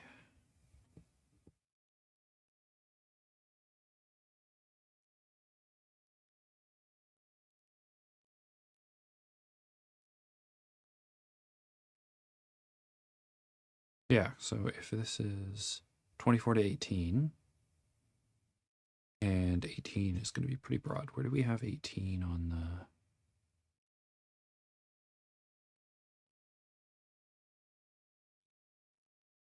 18, so 15 as sea surface here, and then 18 kind of down here, kind of going through. I mean, it probably kicks up a little bit.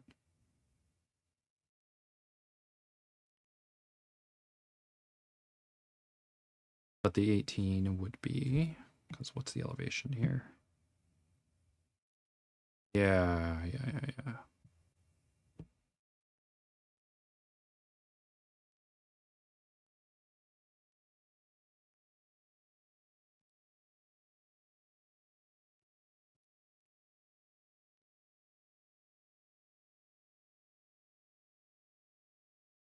Are there any Davians on those wacky long island arcs? Of course there are. Davians everywhere. Davians get around.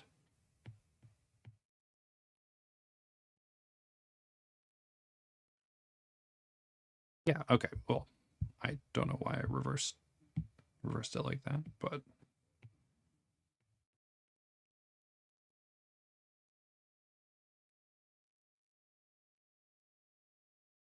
like where are we?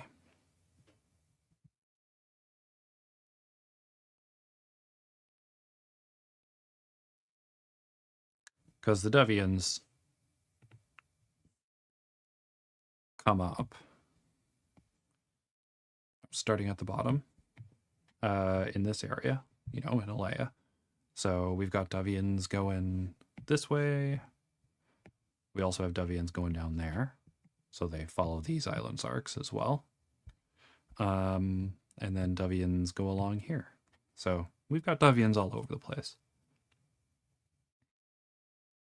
It's very convenient for them that they, you know, are in a perfect spot to migrate across all these different arcs.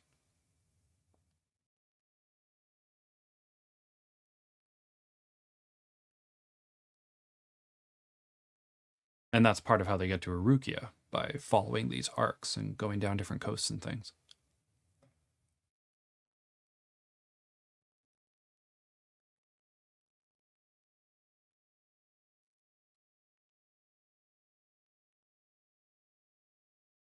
Oh, one sec, excuse me.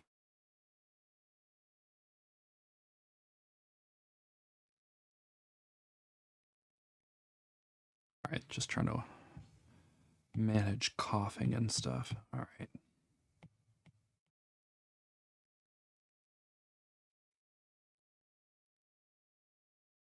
Okay, so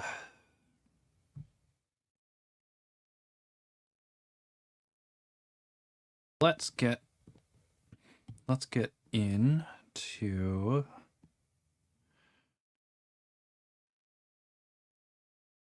this elevation here. So I'm going to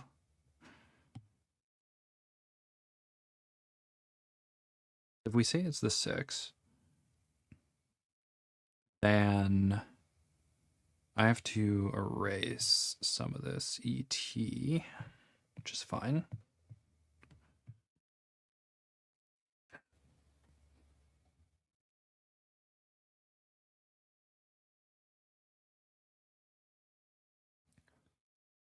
Yeah, so I'm gonna have to erase some of the ET, which is fine.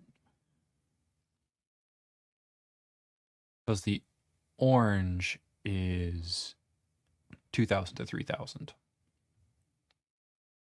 And if we're looking at this and it's coming down,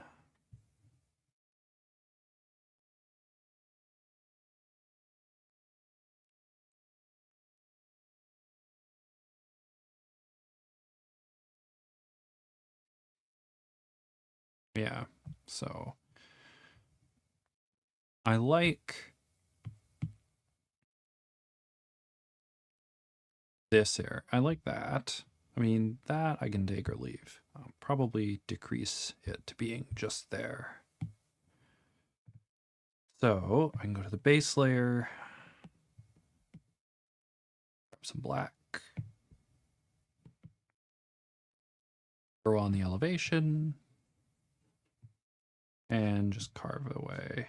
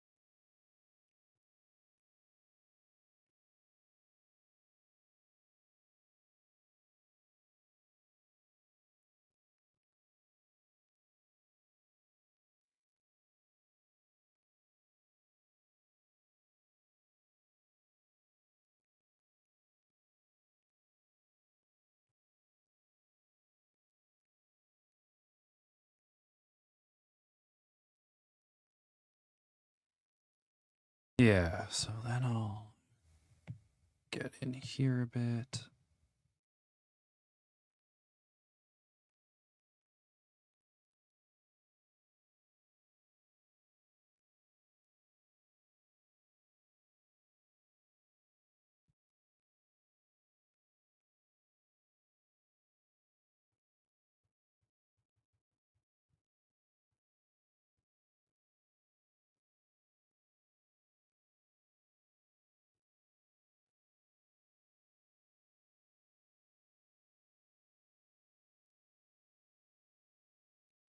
And carve into this.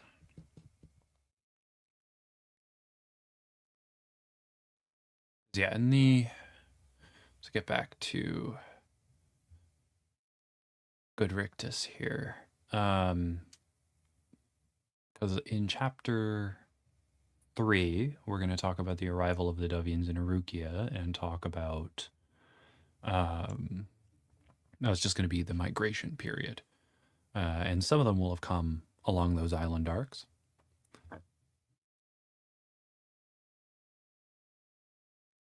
And along those island arcs, they are, going to be moving along. In the north, it's a lot easier because there's going to be seasonal sea ice. So the people were able to move along quicker because they could just walk across the ice in the winter and end up on one of the many islands that connect from Zaalea over to Zaalea. So that was much quicker going. In the mid latitudes and in the tropics, they were using boats and things to get across,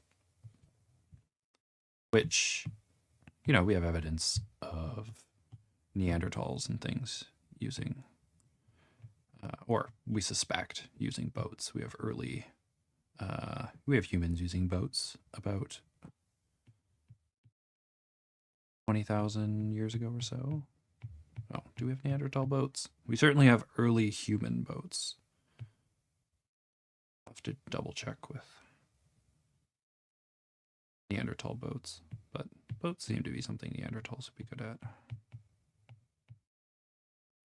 Regardless, by 20,000 years ago, there were certainly boats.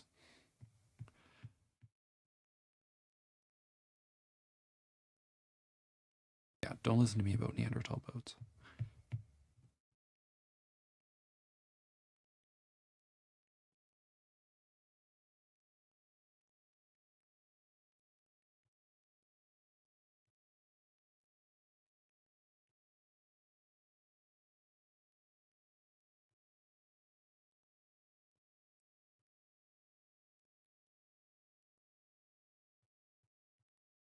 All right, and where are we here? So below 18, we clearly need about 3,000, especially, I'm going to say, in kind of this area here. Ooh, secret history of sharks.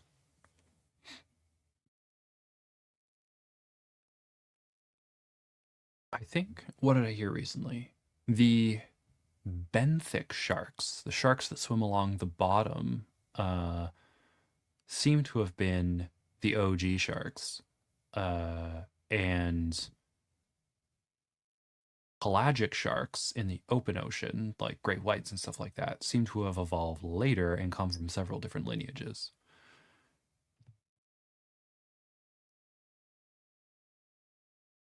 Spoilers on sharks.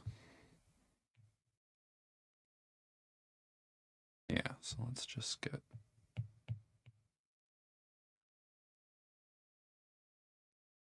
Yeah, because like, you know, when I think of a shark, I usually think of open ocean sharks. So the fact that those sharks are, you know, more derived shark, or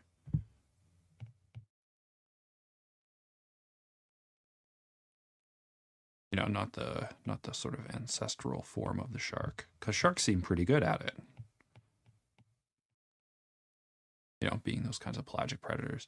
I think one thing is that there are other creatures that may have been in those niches. Oh yeah, and then they've also evolved to be pelagic sharks several times. So you know, the sharks like Megalodon and stuff like that aren't I don't believe they're necessarily related to contemporary pelagic sharks, which again, I think is pretty cool.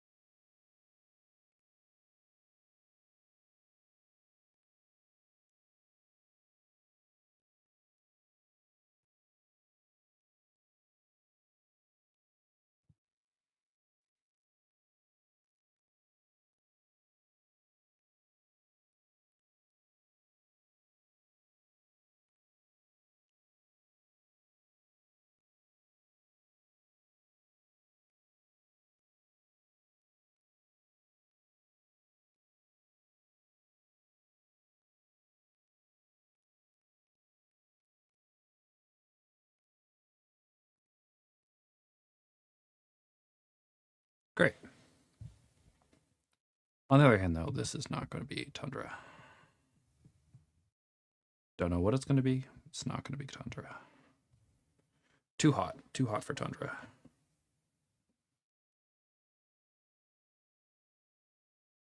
Oh, no, it's not. Shoot. I confused things again, didn't I?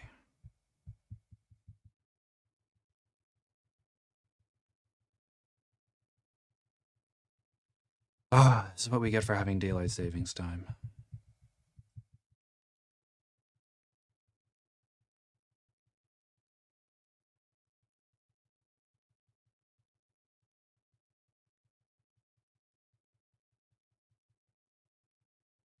Because we only need just over 1,000 in order for us to have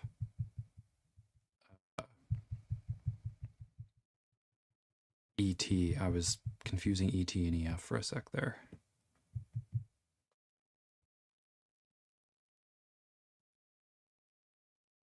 That's why I think the whole sharks are 450 million years old older than trees is kind of misleading, even if you could argue it's true. It's like, yeah, well, right. Yeah. It's certainly the case that like sharks as a group of animals are quite old, but their body plans and stuff are not necessary. And their body plan, you know, they seem to keep getting into that body plan, which, you know, good for them. But yeah, it's not necessarily. All right, so let's go back here for a sec. So this is 18 at sea surface level, which I am going to take as true 18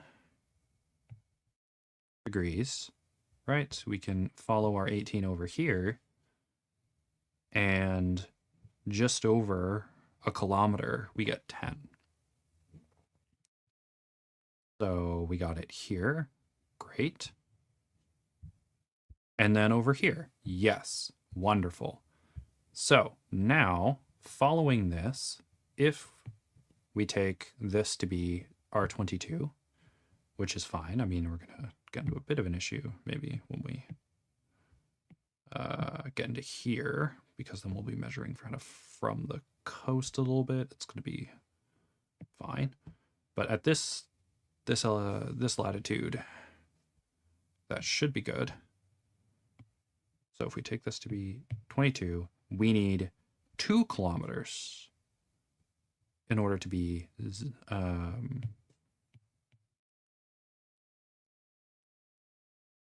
we will need 2 kilometers in order to get that to around 10 degrees.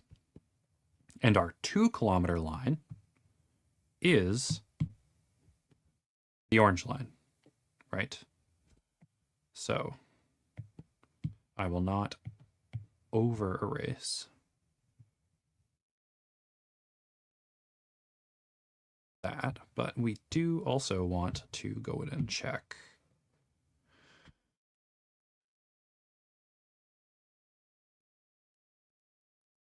here, because this area is going to have, in the summer, it's gonna definitely be warm. So, and this 2 kilometer, I may want to go in with may want to sketch out some isotherms here. So 2 kilometers.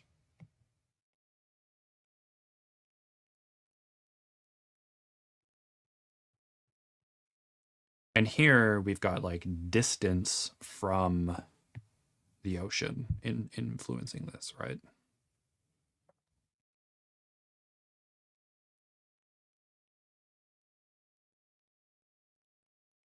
But at a certain point, it's just going to be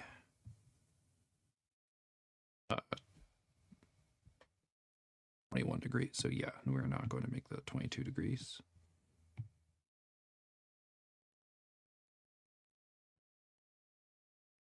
And I can go back to my gallery and I can check here really quick. Oh yeah, let's take.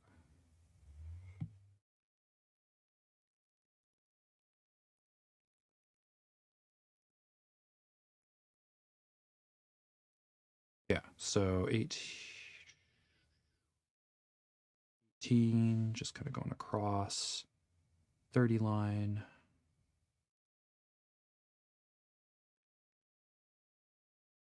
Yeah. And we also have warmth on the other side. Let's go to Taiki, see what we got in here, because I remember 19, and let's bring up that for us. And 19 at 15. Okay. I mean, that's kind of cool, but that's fine.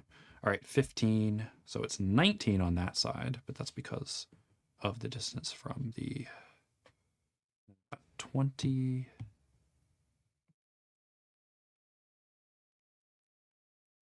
Yeah, so 20. Oh, okay, 19's fine. All right. And then let's go to Arukia real quick. Is this the one that has all the climate stuff that I was doodling? No, it does not have the climate doodle. All right, we'll have to look at that one on the other one. But like Arukia is pretty solidly like 22, 21-ish all year.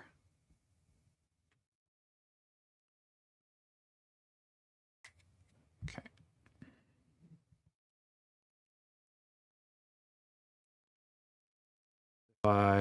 Here is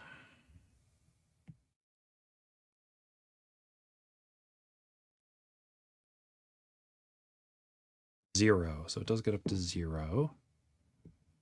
And I just need to remember how it got up to 0. We're not going to get that far south this time, probably. How much time do I have left? Yeah. Let's just go for another few minutes or so. But we do want to move a little bit more further south in this and prepare it. So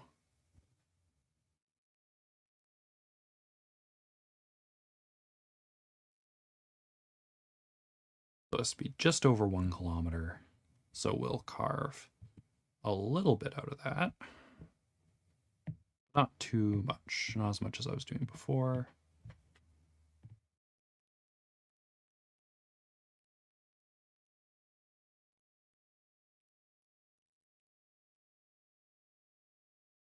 Okay. And now that we're in here, if this is around 20, then we would need 1,500. So, yeah, we could link those together. That's fine. I don't think it should be in that far.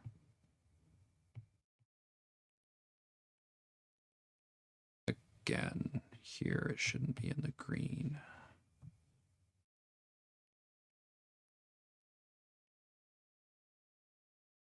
Okay.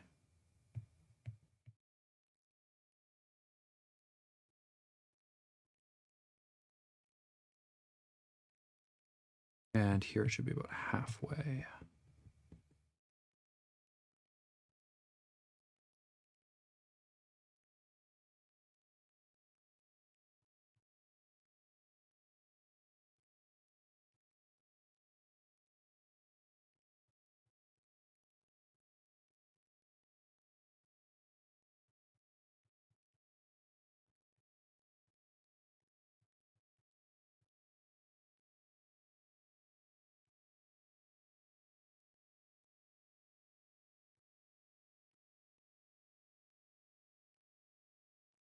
All right. Not a lands unknown stream unless I mix up the climate codes at, 11 a.m. Okay.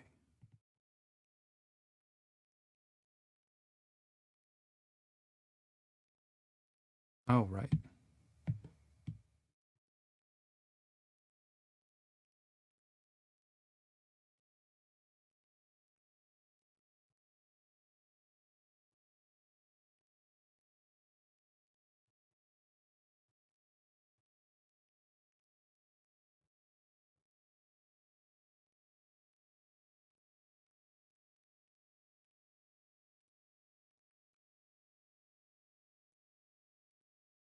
Uh-oh, yeah.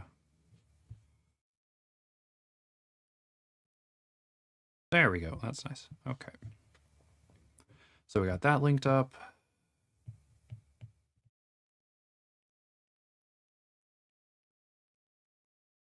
And that is the 20 mark. So yes, it's already 50%. And 22 is when it's going to cling to the orange. And that may not happen. I mean, I may push this in more as I go down. But, the differences here aren't going to be too significant. I mean, the 22 line's important for the CA climates. So I do want to check to see what I was doing for that.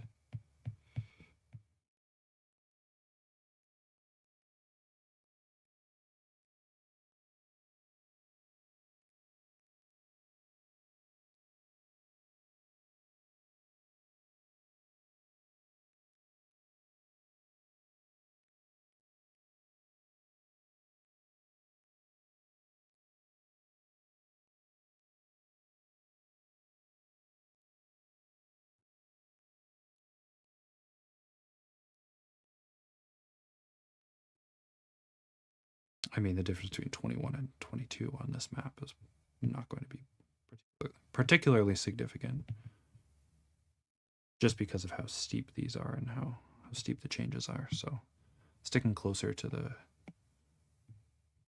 2 kilometer line is probably safe.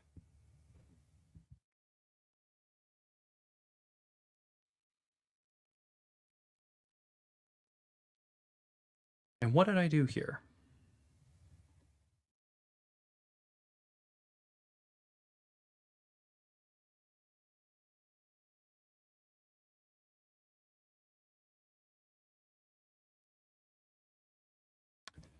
Okay, so let's adjust for this.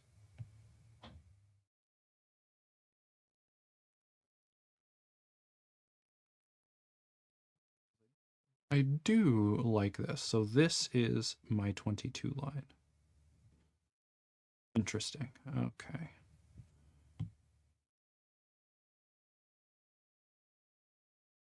And the 22 gets up into here, which I probably goes too far. So 22.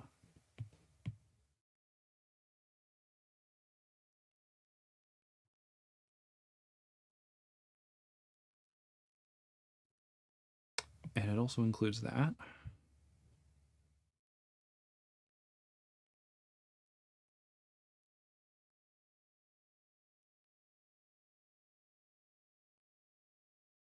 Because the 22 line differentiates the A's from the other things. So we have 22 here.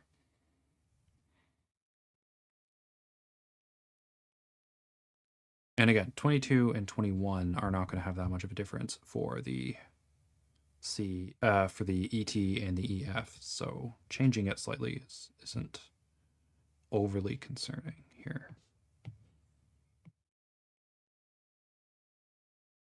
So yeah, we've got that going on.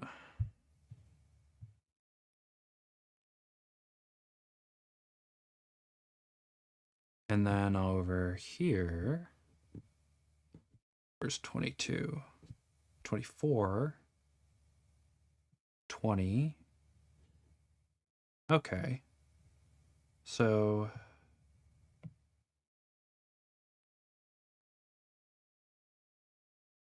a little up. So kind of between where the red starts.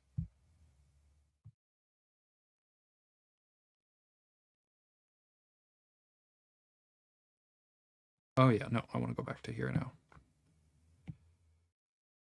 Yeah. That's good.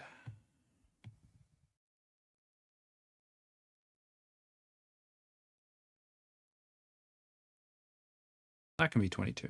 That's fine.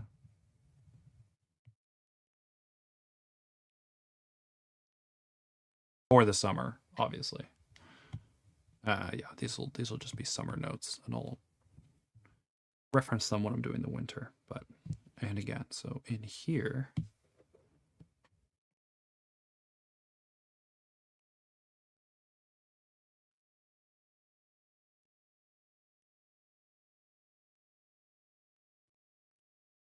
gonna want to pull these.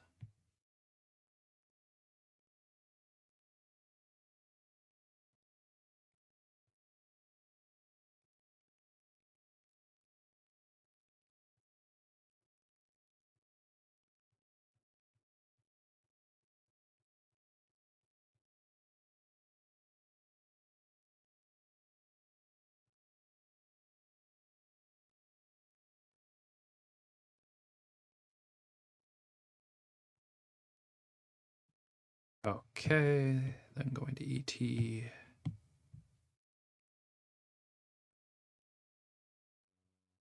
And pulling these back up as well. But again, it's not that big a deal because there's variation in the height and there's also variation in the temperatures.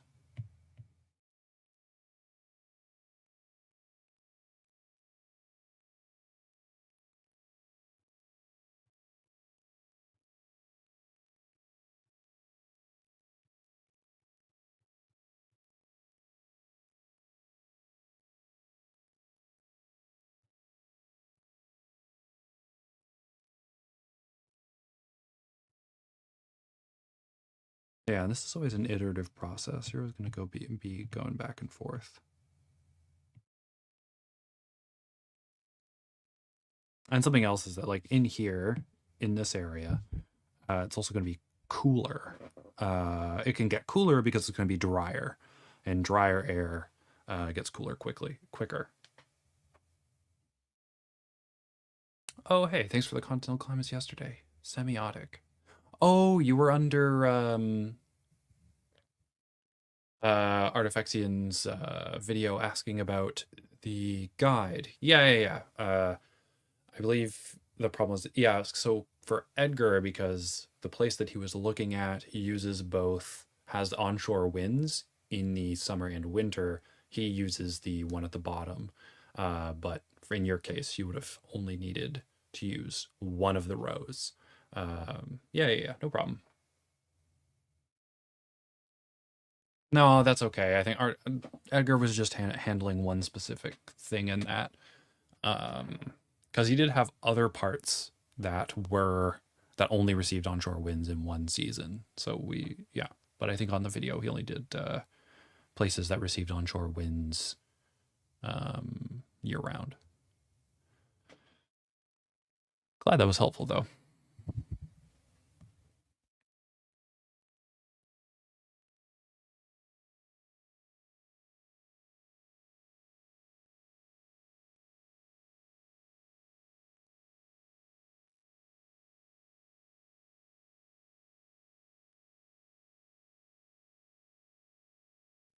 Yeah, and the 18 we'd probably want to pull up. Yeah, which we did pull up. But it's gonna, and then in the summer it's gonna be scrunched a bit just because of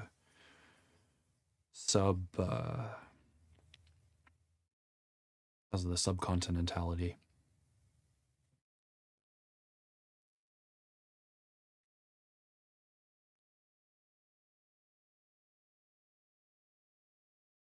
It's 22. Yeah, it needs 200. Yeah.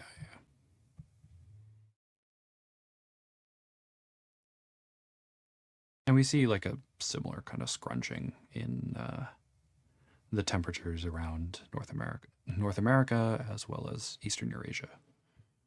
Eastern Eurasia is more pronounced.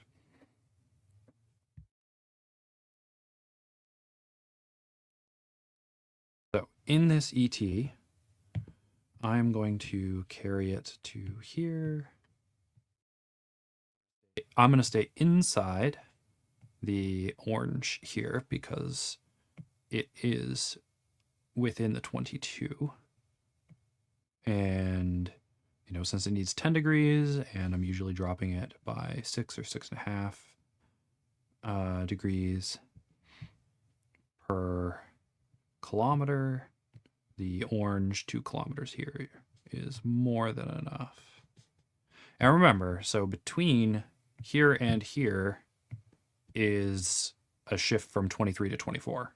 So, we're safe staying in there.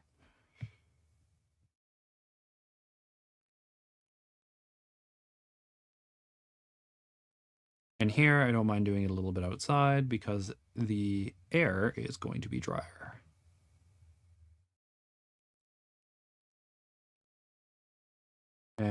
Yeah.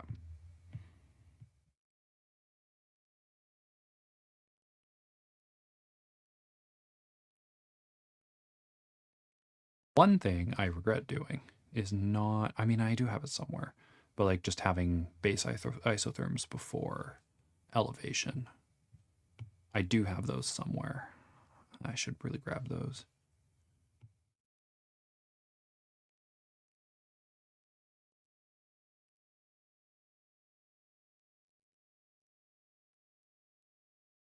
Yeah, so let's.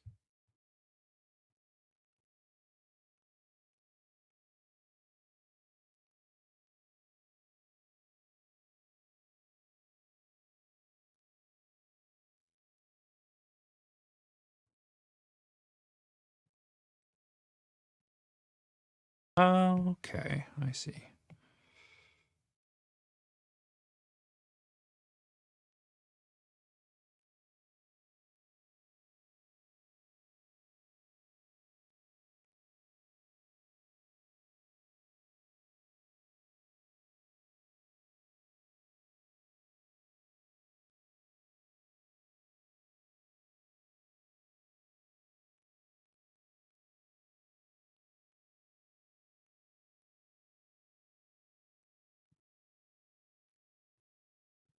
I think I have a simple way to deal with that. I'm going to select, and then I'm going to, oh, what?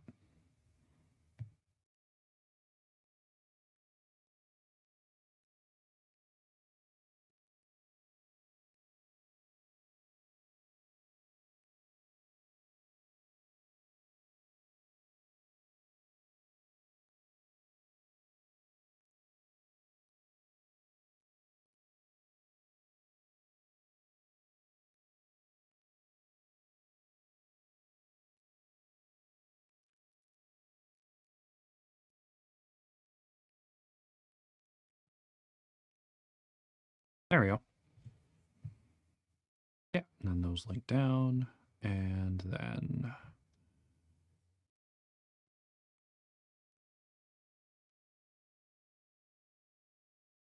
just getting over there. Oh, according to new data, there is a 4.16 billion old greenstone belt in the far northern Quebec. Oh, okay. Well, it is a shield up there, so makes sense.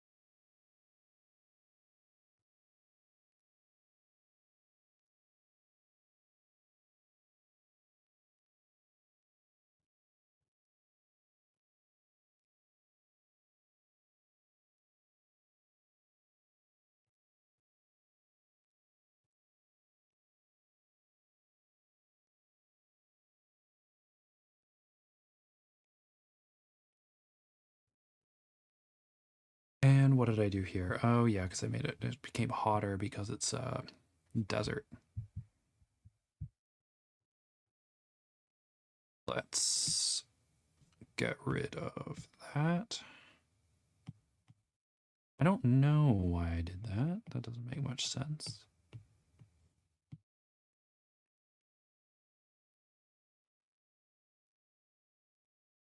I'll check later, and I may have to edit it, but I'm not going to do that. I'm going to replace it with black, and I'm going to draw over it.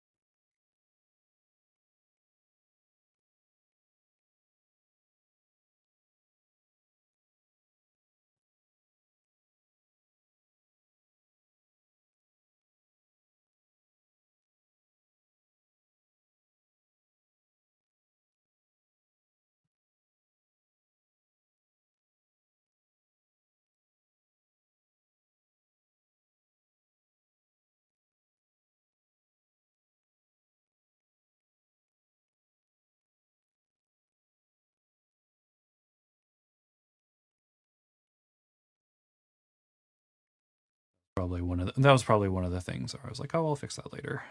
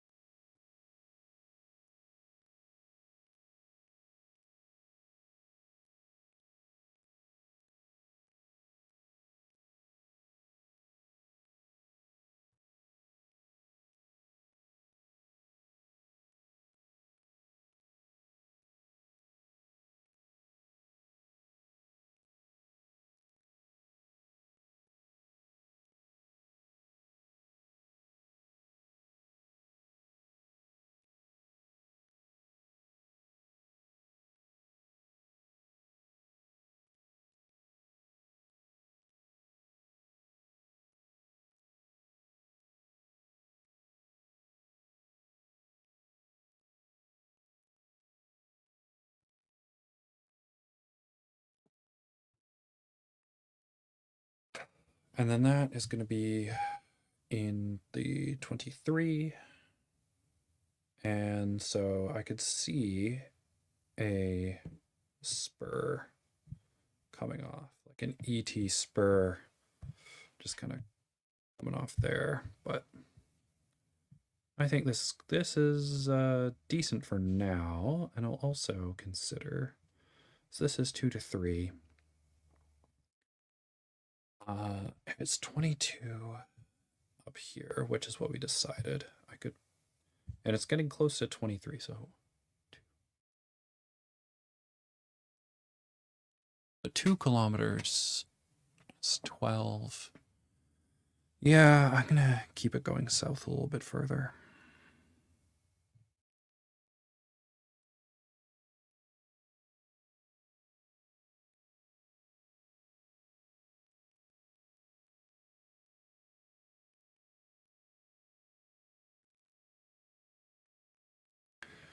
Yeah, I think that's better because like over here would just be 24 on the in this peninsula. So maybe that could just be 24. So yeah, it'll transition, it'll be fine. Because if we look at the temperatures here, like this cutting through here,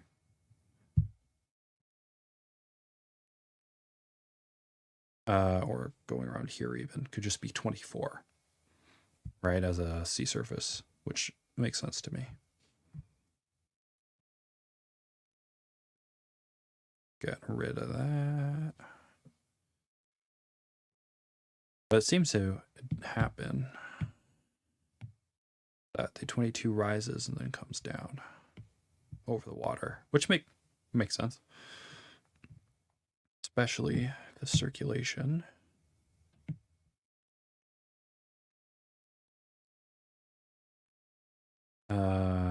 Comes around here. Oh yeah, but then we have that circulation here. I don't know, there may be some. I don't think this is a very good line. Probably, yeah, because if it's going this way generally, then we could kick up. I may raise the 22. I could do that. Yeah, I'll see what that looks like on the global lat. So, for today,